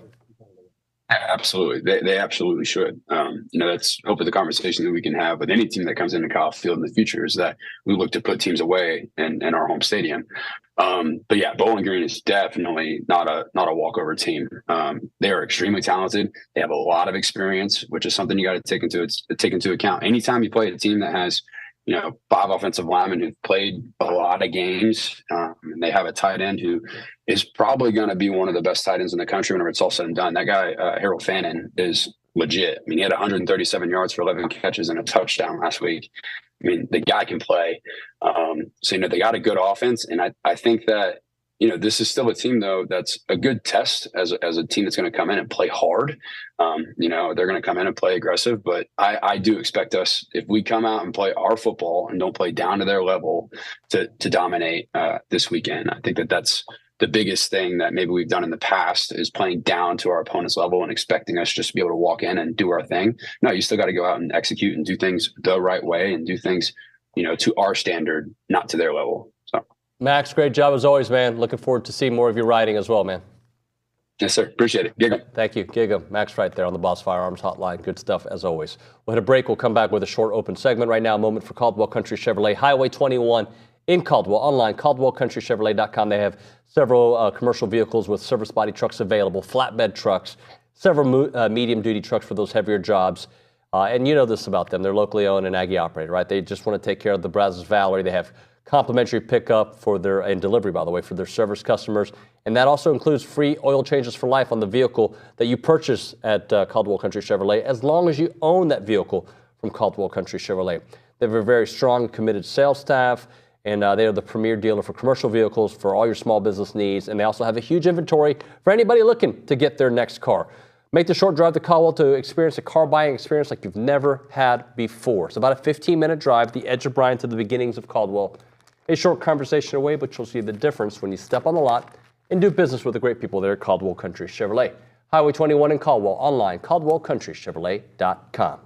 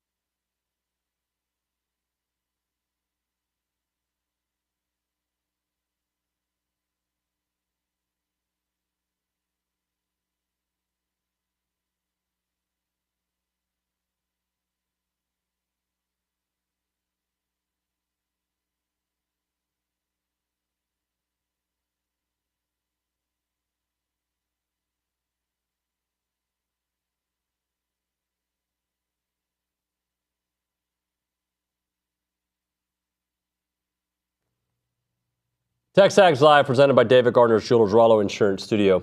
So I'm seeing a lot of, it's just Florida. Like, why are we overrating a win over a bad Florida team? It's not overrating the win against Florida. It's considering the situation you've been in, and hopefully it translates into more wins moving forward, right? Like, yeah, you should beat Florida. They were a bad team, but you also went in with a backup quarterback who might end up being the guy. But until you see it play out, you don't know. So now that you've taken care of that test, what's the next test? Well, all right, Bowling Green, a team that you should beat. Now go do it, right? It's all about building on and I feel like we've seen that. You built on the Notre Dame game. You built on the McNeese State game. Hopefully you build on this Florida game and you continue this build. And you're going to run into some teams that will end up being better. Missouri, it's going to be a test. Hopefully A&M can get to that game, with just that one loss to Notre Dame. And look, LSU's always, regardless of, they're still probably going to win 9 games, right? I mean, that's what it looks like, if not 10. Even though I don't think they're that good, that's going to be a tough game. But if you keep building, you'll have a chance in those games. And I think the identity of this team of having that strong offensive line / defensive line is going to be the difference in the fourth quarter of a bunch of those games at Kyle Field moving forward. We'll do Recruiting Country on the other side. It's TexAgs Live.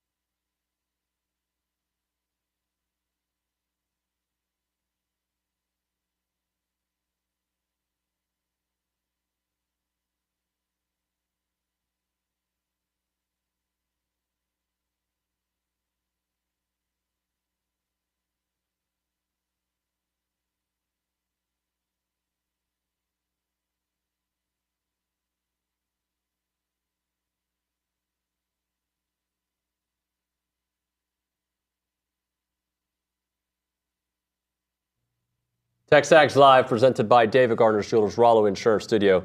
Let's do a little recruiting country. Brought to you by Caprock Health System, a faster patient-centered revolution in care with 2 ERs in the Bryan College Station area. You got the original 24-hour ER in South College Station on William D. Fitch, and the full-service hospital with ER in Bryan on Briarcrest. Online, caprockhealthsystem.com. Is there a joke coming, Ryan Brauninger? No, I'm running hot this morning. Right? You're hot? I'm running hot this morning. Why? Because I had my regular unleaded coffee. Yeah. Right. I'm back on the black coffee kick. Well, did you get off? Yes, because I started adding cream, like some half and half. Yeah. And a little cinnamon and sometimes some sugar-free vanilla. I'm back, though. I'm all back. Why did you get off? I don't know. I think the taste, it's hard to fight through that black coffee. No, but just get used to it. Here's what I do, though. I get a protein shake with it. Okay. 180 calorie All protein black, shake. Oh, you're so cool. 180 calorie protein shake. Okay. And so when I get about 3/4 of the way done with my black coffee, I pour the protein shake in. To extend the life of the coffee. But then the coffee gets cold. It's a cold brew coffee. Oh, I'm out. I don't do cold coffee. That's just like drinking gasoline. That's gross. We've had this conversation before about, hey, Caitlin, Torn, if you had to choose between one or the other for the rest of your life, you could eat and drink all foods and drinks, hot or cold. Which one would you pick? I'd probably pick cold. Yeah, most normal people would. It's communist China. Like, no, there's never going to be a law. Communist China? Yeah, they're the only ones who would say to you, yeah, you can only have a cold drink. What kind of a... You better be careful with who's listening upstairs. You start talking about communist China. Why? Oh, yeah. Election coming up. We just don't need to get him all fired up. I'm just saying, like, that's never going to be a scenario. Luckily, I live in a great country of America. Of course, it's a hypothetical. Well, the hypothetical, because I have to have soup. The people in China don't eat all hot or cold food. But I'm just saying, if there's a place that would make you, like, that's it. That's the new rule. Okay. Well, But I don't know. I have to I've have never soup. been there. All right. You know what else has been bothering me lately? Tell me more. People that text me stuff, and this is like, I'm kind of calling out my high school buddies. We have a chat. They'll text me stuff and say, hey, who's A&M got this week? Google. Google it. Yes. You could have just pulled up A&M, type in A&M football schedule, and it'll come up quicker than it takes you. You know who else is bad about doing this? He's probably not listening, so I'll tell him. I'll say his name, Seth McKinney. Wow. Our group chat with me, Seth, Steve, and Billy, first of all, it's hysterical. Second of all, Seth is the king of, what is this? Just Google it, dude. I don't know. It happened a bunch to me the last couple of days, and I'm like, I don't know. I have very few pet peeves. That's one of them. That's one of your pet peeves. So you just called out one of the McKinney brothers, one of the most brilliant stars of this show, because he a Hall of Fame walrus. He is a Hall of Famer. That's right. You know what I appreciate about him? Very detail-oriented. No, he's not. Yes, he skinless chicken when he goes places. Oh, you're talking about that. I'm talking about his prep for the show. He got one of the players' names wrong last week. We got a big kick out of that one. I listen. By the way, again, you let Billy come on this show and just say it's his show. No, it's not. It's your show. I wish it were my show, but I don't want to get TexAgs Live. I'm the host. He came in here. Yep. Remember, he was trying to rattle off all the California schools, and he got one wrong. No, he missed 5, including USC and UCLA. And then I asked him about one of them. And he said, that's the most impressive thing you'll see all day. He got 15 out of 20 right.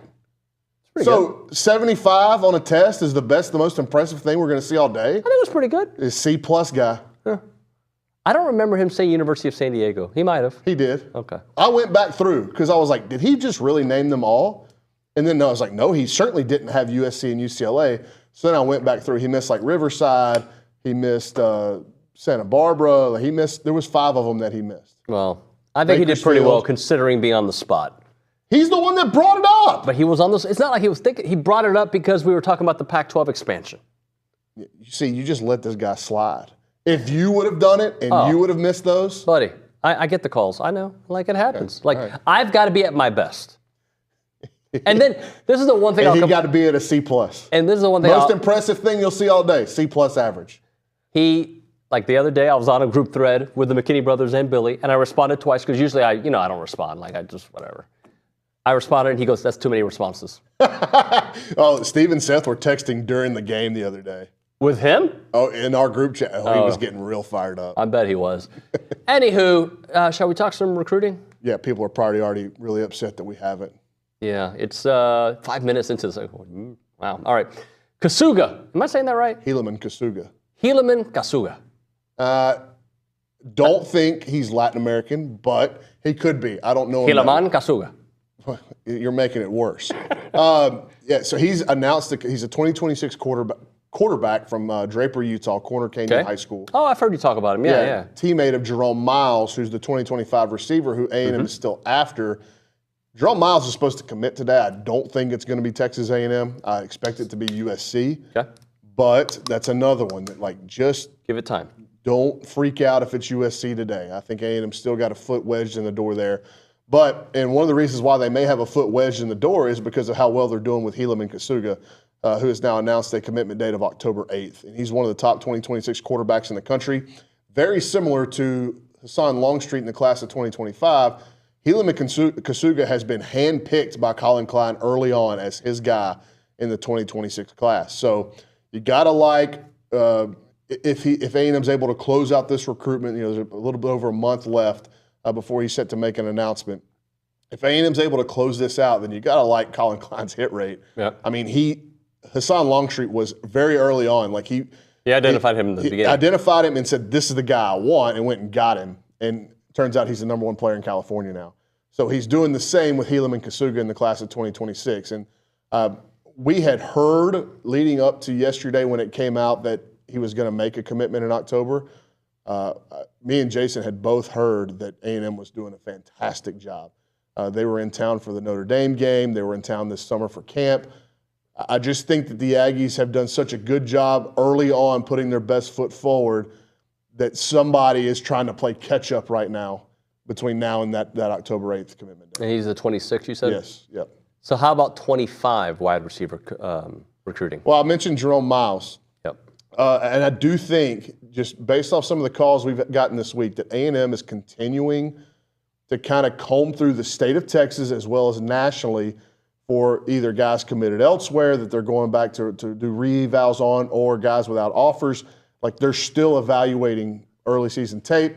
And then you have to start taking into account what's going on across the country at programs that are struggling, right? And do kids that are maybe committed to Florida with all the smoke going around about Billy Napier's job. Florida State has been off to an awful start. And you start just looking around at kids committed to different places if they're struggling and going, okay, I can get this guy. Maybe, yeah. Do we need to start kicking the tires on this again? I do think that's going to happen. Jason Howell has mentioned a name a couple of times, and Dalen McCutcheon, the wide receiver from Lucas Lovejoy, who's committed to Florida State. That would be one. It would not surprise either of us if A&M started to kind of go back in on that one. But I don't think they're going to cast this wide, expansive net at any position remaining in the 2025 class, right? So you need probably one more receiver. But if you don't get one, I don't think that you're just going to go take a body to take a body with what it could be available in the transfer portal. So, it's really hard to pin down the number of scholarship high school players that they're going to have in each class because of the prevalence of the transfer portal. And look, I'm not going to sit here and say that how Mike Elko did it last year is the way he's going to do it going forward. I mean, last year, that offseason from December until February was a mad scramble. Yep. To just get the roster as good as you could get it. I don't know that their practices in the 2025 class are going to be the example either. Because you got to understand, when they came in at least in the high school perspective, they're behind in the 2025 class. So they may even allot or allocate more scholarships to transfer portal players with this high school class because they came in and they felt like they were so far behind. 2026 is where I think we're going to get the best idea of how they want to do it going forward. Now, you're obviously going to hold scholarships for the portal every year. You'd be a fool not to. But the amount that they do, I think we're going to get a much cleaner picture of how many they'd like to hold in the 26 class compared to the 25 class. So I don't think I said they're going back out and scouting. That's true, they're scouting, but I don't think they're going to cast a very wide net, say at receiver, to go try to take 2 or 3 more, or maybe even one. I think one more and then hold maybe a couple of spots for the portal. How does the ball control offense that we saw against Florida, by the way, which opened up a huge play for Cyrus Allen, I want to make sure that I say that. How do you think receivers around the country see that as when it's ball control? I think it's too early right now. And it obviously anything that opposing coaches and opposing programs can nitpick and negatively recruit you on, they're going to do it. But you also saw way more elements of kind of those air raid principles that Colin Klein has implemented against McNeese whenever you had a quarterback like Connor. And then whenever you do go to the heavy ground game like you did against Florida, when you threw the ball, you had receivers running wide open. And I'm not just talking about Cyrus Allen or Theo on the touchdowns. I think McGee highlighted it in the film breakdown, the film room. Like there were plays where Marcel had incompletions or threw to a check down when he had guys running wide open. I know y'all talked about the ball to Noah over the top and the triple coverage. He could have thrown the ball to two other players and it would have been at least a first down, if not a touchdown to two other guys, right? And so I think the more Marcel plays, he'll obviously see the game better. I'm not worried about that. But what I was encouraged by was that Colin Klein has schemed these guys open. Now, Florida was awful. They're awful. I don't think you're going to have guys running that wide open the rest of the year. But how many times over the last couple of seasons did we see receivers running wide open like that? Right. Anytime that there was completed passes, it felt like it was kind of in traffic, maybe some really tight window throws, whatever. And Marcel made one of those, most notably to Moose over the middle on that first drive. But how many times were guys running wide open? Yeah. And that was so encouraging to see that they were getting schemed open. So Colin Klein, if people are going to make, in the recruiting world, are going to make judgments about a coaching staff or an offensive system 3 games in, I think that's pretty short-sighted and it's unfair. We really don't know what it's going to look like for the remainder of the year. But if they want to nitpick Colin Klein and they're like, man, they only threw it 17 times, they ran it, they threw 2 passes in the second half. Okay, that's what the game called for. Sure. And I think it had more to do with the environment, in the rain, first start for Marcel. And Mike Yelko's like, let's get this thing to the finish line. We know we can win it on the backs of our offensive line. But all Colin Klein's got to do is pull up the first half tape and go, look. This is open. I got guys running wide open and receivers making plays downfield and multiple receivers. How many guys touched the ball? Receivers, backs, tight ends. So they distributed the football quite a bit. I think there was 8 guys caught a pass? That sounds right. And then how many guys had a rush? Oh, you had 4 for the rush? Is that right? That's it? No, because you had Terry, Noah. Oh, you're right. Yeah, I'm sorry. Here, I got it right here. Moss, Reed, Daniels, Smith, Thomas, Bussey, and Walker. So 7 dudes ran the ball. And then was it 8 that had receptions? 1, 2, 3, 4, 5, 6, 7, 8. Yes, sir. So again, those are 2 numbers that you can point to in recruiting. Touches. Yeah. Like everybody's touching the football. We'd like to maybe have a go-to guy, maybe. But if the offense clicks and works, and again, there's so much more data coming on that front, it's hard to recruit against it right now. I want to ask you one more thing about receivers, because we kind of talked about it last week, but there's also going to be the opportunity for guys that you've recruited before that went elsewhere to maybe be like, I don't like where I'm at. And I'm not going to point at a particular person, but those possibilities are out there. Sure, they're absolutely out there. They're going to be out there for every program across the country. But when you're in a talent-rich state like Texas, Florida, California, maybe even Georgia, there's so much talent in the state of Texas. And Jason and I were talking about this, I believe, on Monday night. We talked about like the running back classes that are coming in the state in 26 and 2027. There's not enough schools in the state to take those quality of backs. So like some of them are going to go out of state. What happens if some of them go out of state and they get homesick or they don't like their situation? Most of the time, I feel like coming back home is very much an option once a guy's gone through the recruiting process once. Yeah. And so I think that you do track kids that are maybe from the state of Texas that have gone elsewhere and are unhappy, or they could be at programs in the state. I mean, look at Gavin Cash on the A&M baseball team. Signed with Texas out of high school, spent a year there. Goes to Texas Tech, spends 2 years there. Now he's at Texas A&M. It's just what it is now in talent acquisition and roster fluidity and management. So yeah, that's something that you're always going to keep tabs on. It's so interesting how this tampering is going to be governed because everybody's doing it. So who's going to rat? If you're tampering and I'm tampering, why would you rat on me? Because then I can tell on you. Right. So at some point, either the NCAA is just going to wash their hands of it and completely quit trying to control it, or they're going to have to come down hard on somebody. Right. I just don't know which way that's going to go. This whole thing's an absolute mess. some questions coming in. If you have a question for Bronny, you can send it in at 979-693-1150. TexAgs 1996. Bronny, I know he hasn't played this year, but with Florida's woes, do the Ags take a look at Gaspar? Chad Gaspar came in last week for a visit for the McNeese game. I don't think Chad would be, like, if you see A&M offer, then it becomes real for Chad. I think A&M right now is perfectly happy with taking one back in Tiger Ryden, who has been awesome and he plays for a really good team in DeSoto. Chad Gaspar's biggest thing is that he's just not been healthy. He hasn't played a ton of high school football. Now, he looks awesome, but he just hasn't played a ton of high school football. I'm going to go see Katie Jordan tomorrow night. That's where Chad Gaspar plays. Okay. They've got Chad Gaspar, who's committed to Florida, Andrew Marsh, who's committed to Michigan. And then they've got a 2026 defensive lineman, Jimmy Alo Suliafu, who is got an A&M offer. And they're playing Maid Creek. And the kid at Maid Creek, the defensive end, Toby Hostrup, one of the fastest rising senior evals I can remember in my time as a recruiting analyst. This kid went from having never played a football game in his life to now a month into his senior season having 20 offers, including Texas A&M. So he's got a really interesting background that includes soccer and track and being born in England and being in ROTC stuff, to deciding that he wanted to try his hand at playing football because of the coaches in the Katy area have said, hey, man, like, you really should just try this. And then the tape is insane. Like, it's insane that a kid that's never played looks like that on tape. Hey, coaches on the road this week, so they're quite busy? This will be the first time I think we're going to see A&M coaches out at high school games starting tomorrow night. And I mentioned that game that I was at. I've been told from some folks in Katy that an A&M coach will be there. I don't know who. You got to look at a game like Richmond-Randall, who's got Chase Sims and Landon Williams-Callis, against Fort Bend Marshall, who's got guys like Jacaden Ferguson and Isaiah Williams. I would think that being a Thursday night game in Houston, that'll have an A&M coach. And then I'm sure there's going to be somebody going through Dallas. So you're going to start seeing them get out on the road more. They have a limited number of visits that they can go to, like high school games that they can go to as a staff.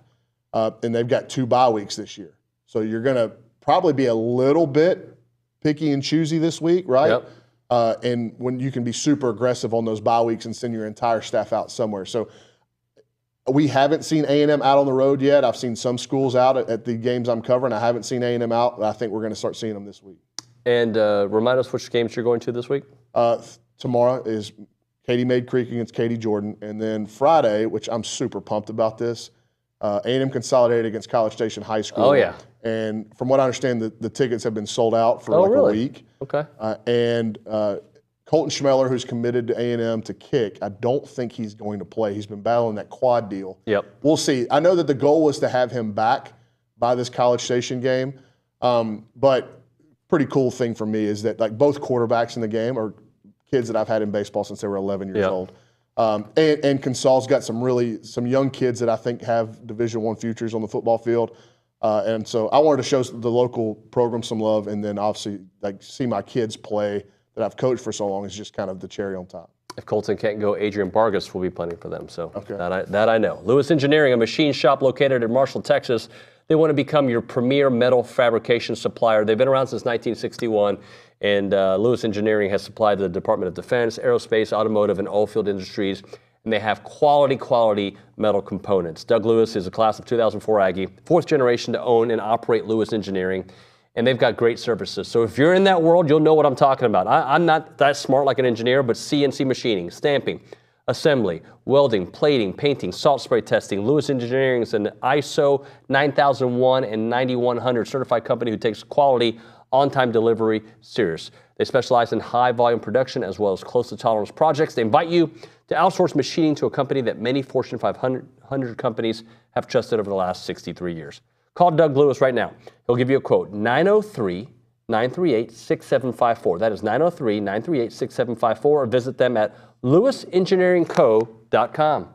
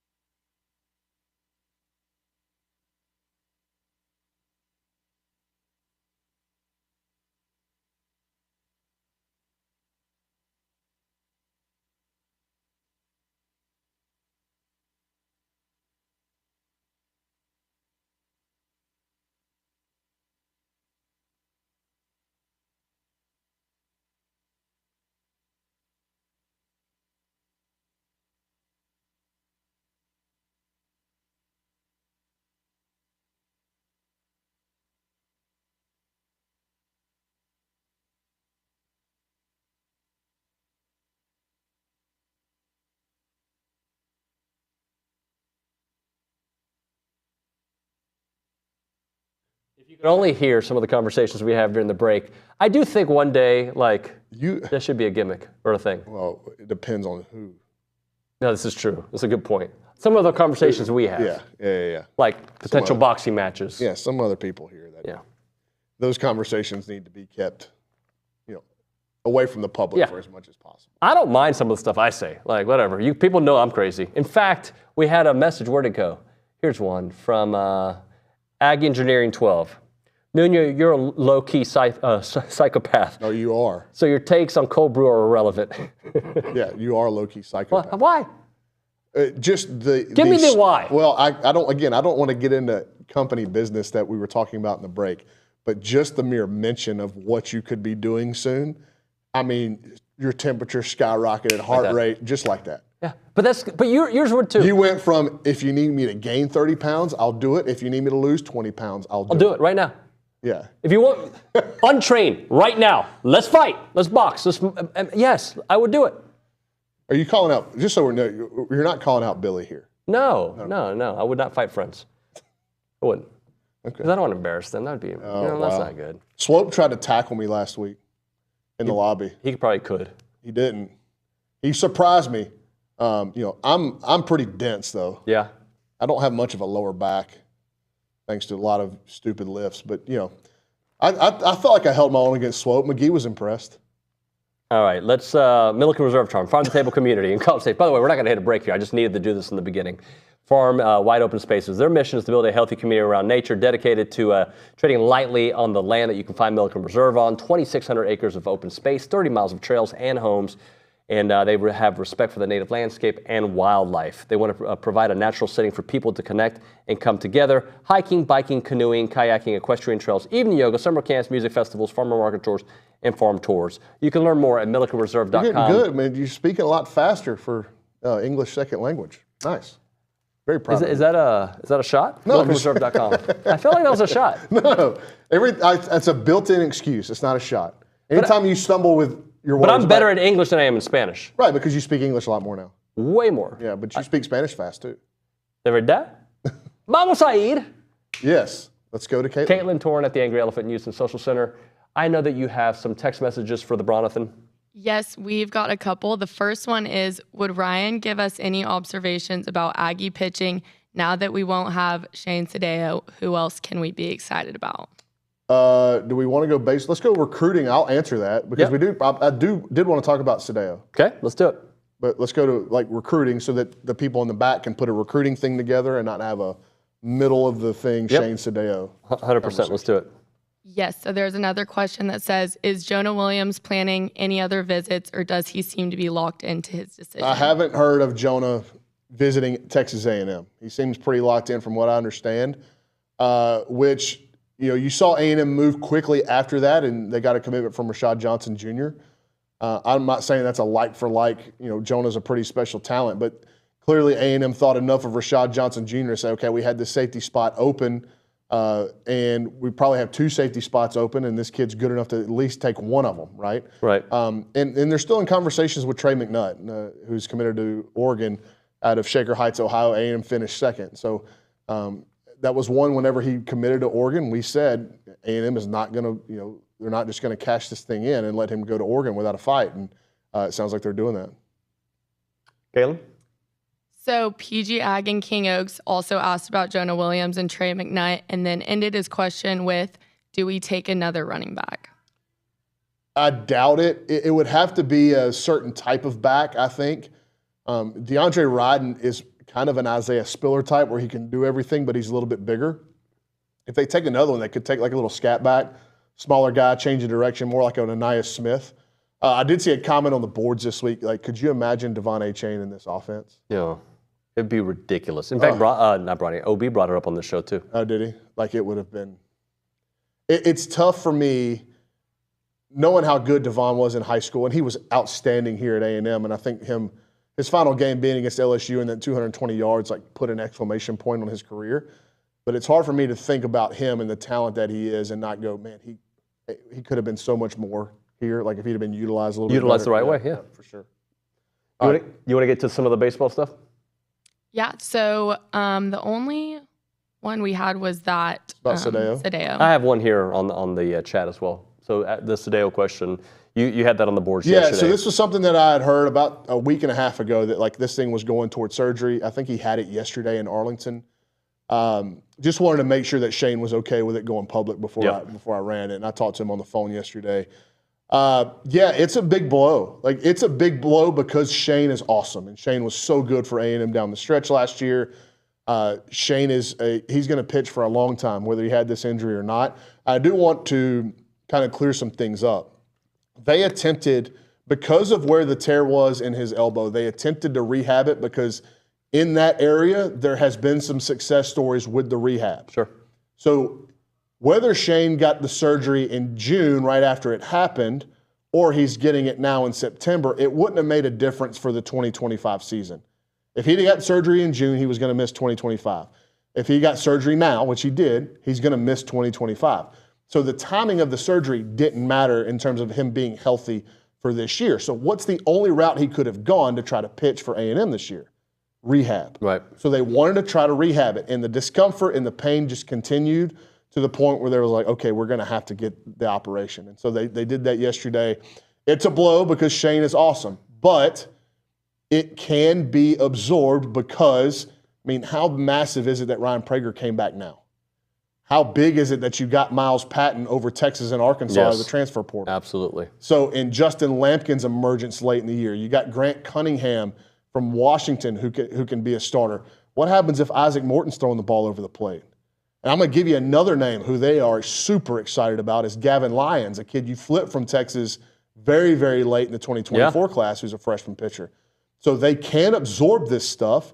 Somebody's going to have to step up. There's outs that are going to have to be gotten that Shane got, that Cortez got, that Aschenbach. So somebody's got to step up and get those outs, but they have options to go and do that they're really excited about. I'm going to read these two because Peter Burns had to cancel, so we go a couple minutes longer here.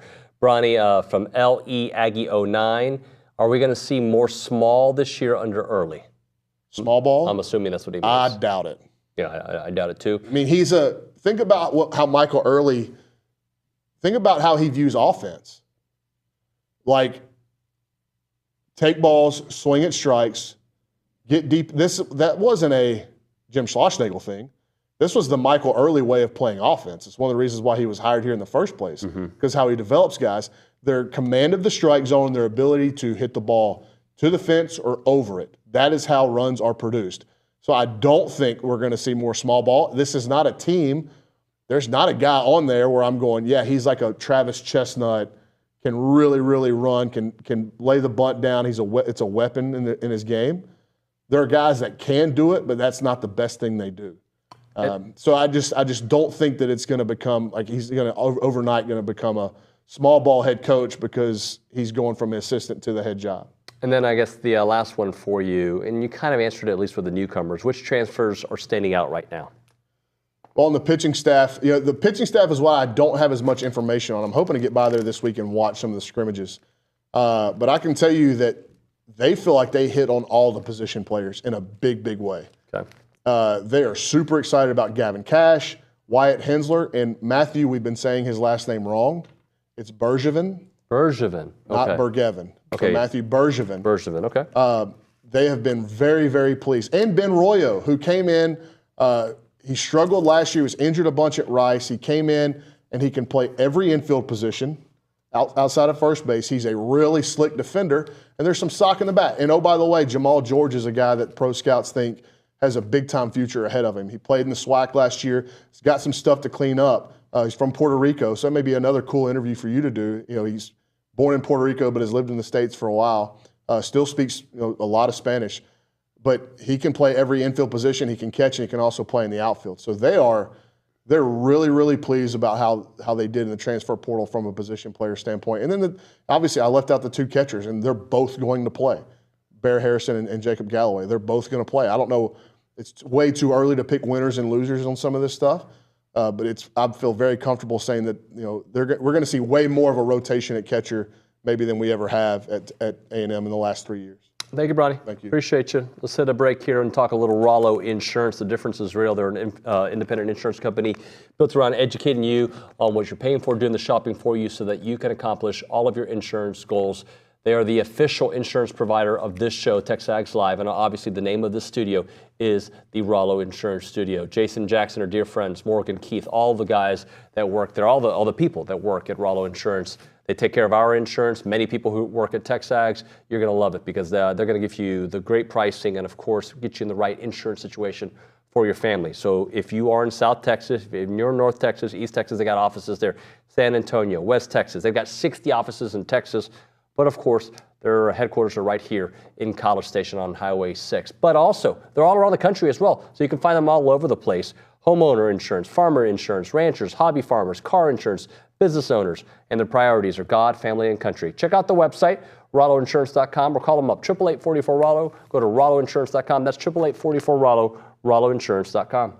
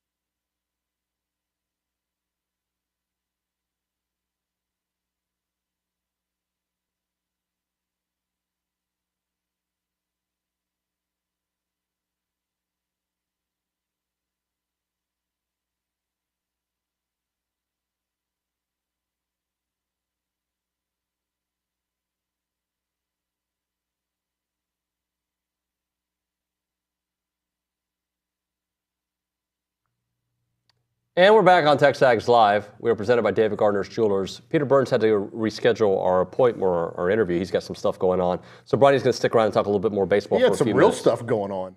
Yeah, I was like legitimate life and death stuff. What a cool story. Yeah, well, terrible to go. Yeah, right. But I know what you Yeah. mean. Like, and I'm sure you saw it or read what he talked about, like where he started going, like he was going to pass out. Like it was getting pretty scary. If you don't know his story, he was choking on some food over the weekend.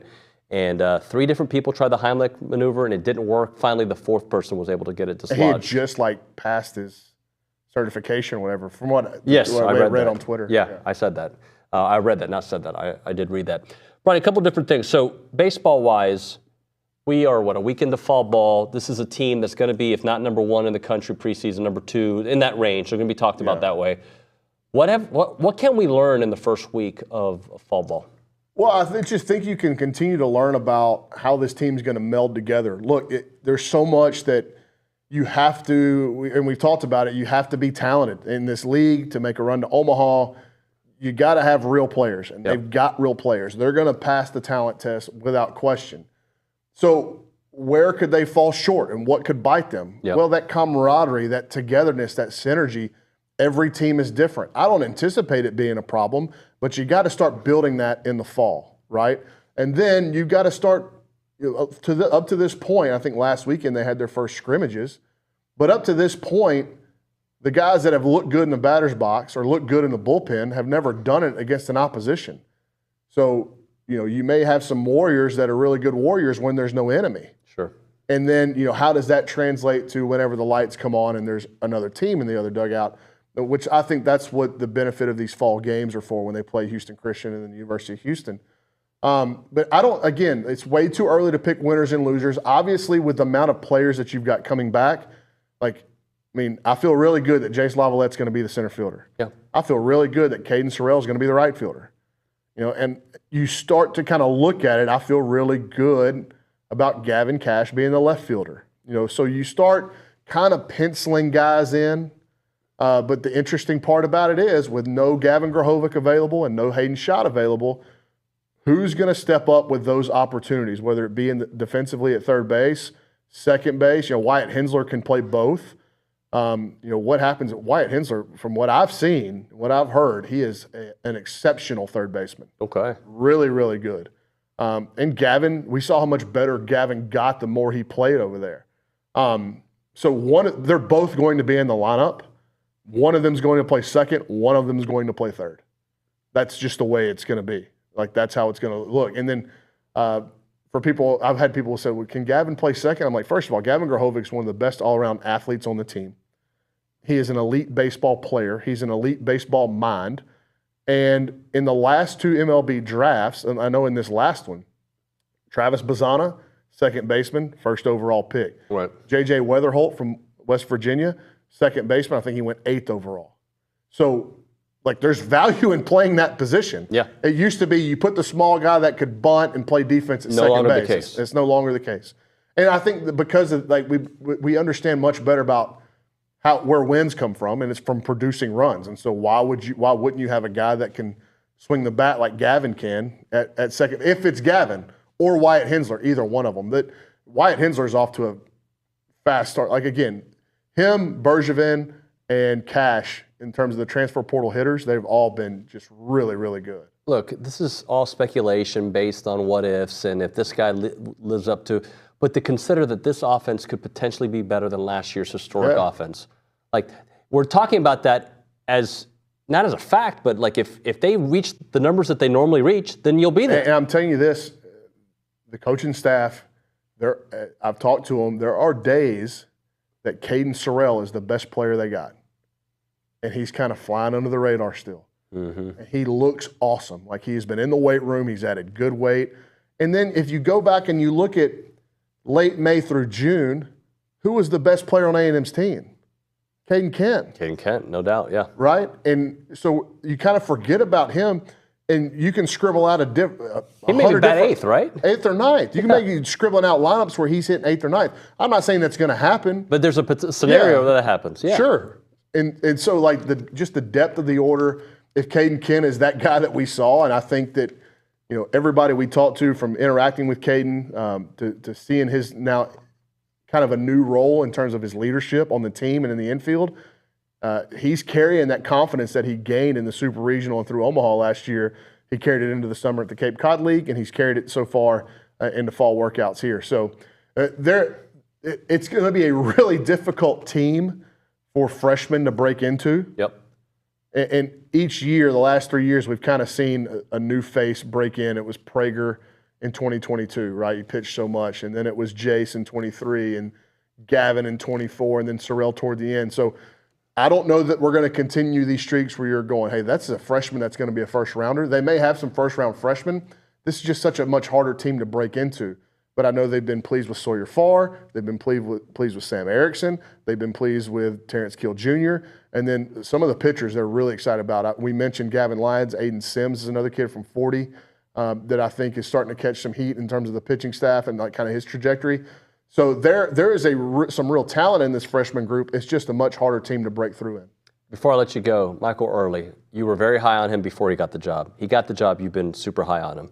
What have you learned about him as the main guy that maybe you thought you knew, but you weren't totally sure? Well, yeah, I like that he's getting to use his voice, right? And when he came in here and he talked to us, was it last week before fall ball started, and he said, I'm a big believer in you do your role. Whether you're in a team or you're an assistant coach, there were some things that I saw that I wanted to speak up about and wanted to have a voice about, but it's not my role, so I stayed off of it. He goes, now I can have that voice. And look, there's a lot for him to overcome here too. It's his first head job. He's going to screw stuff up. He knows that.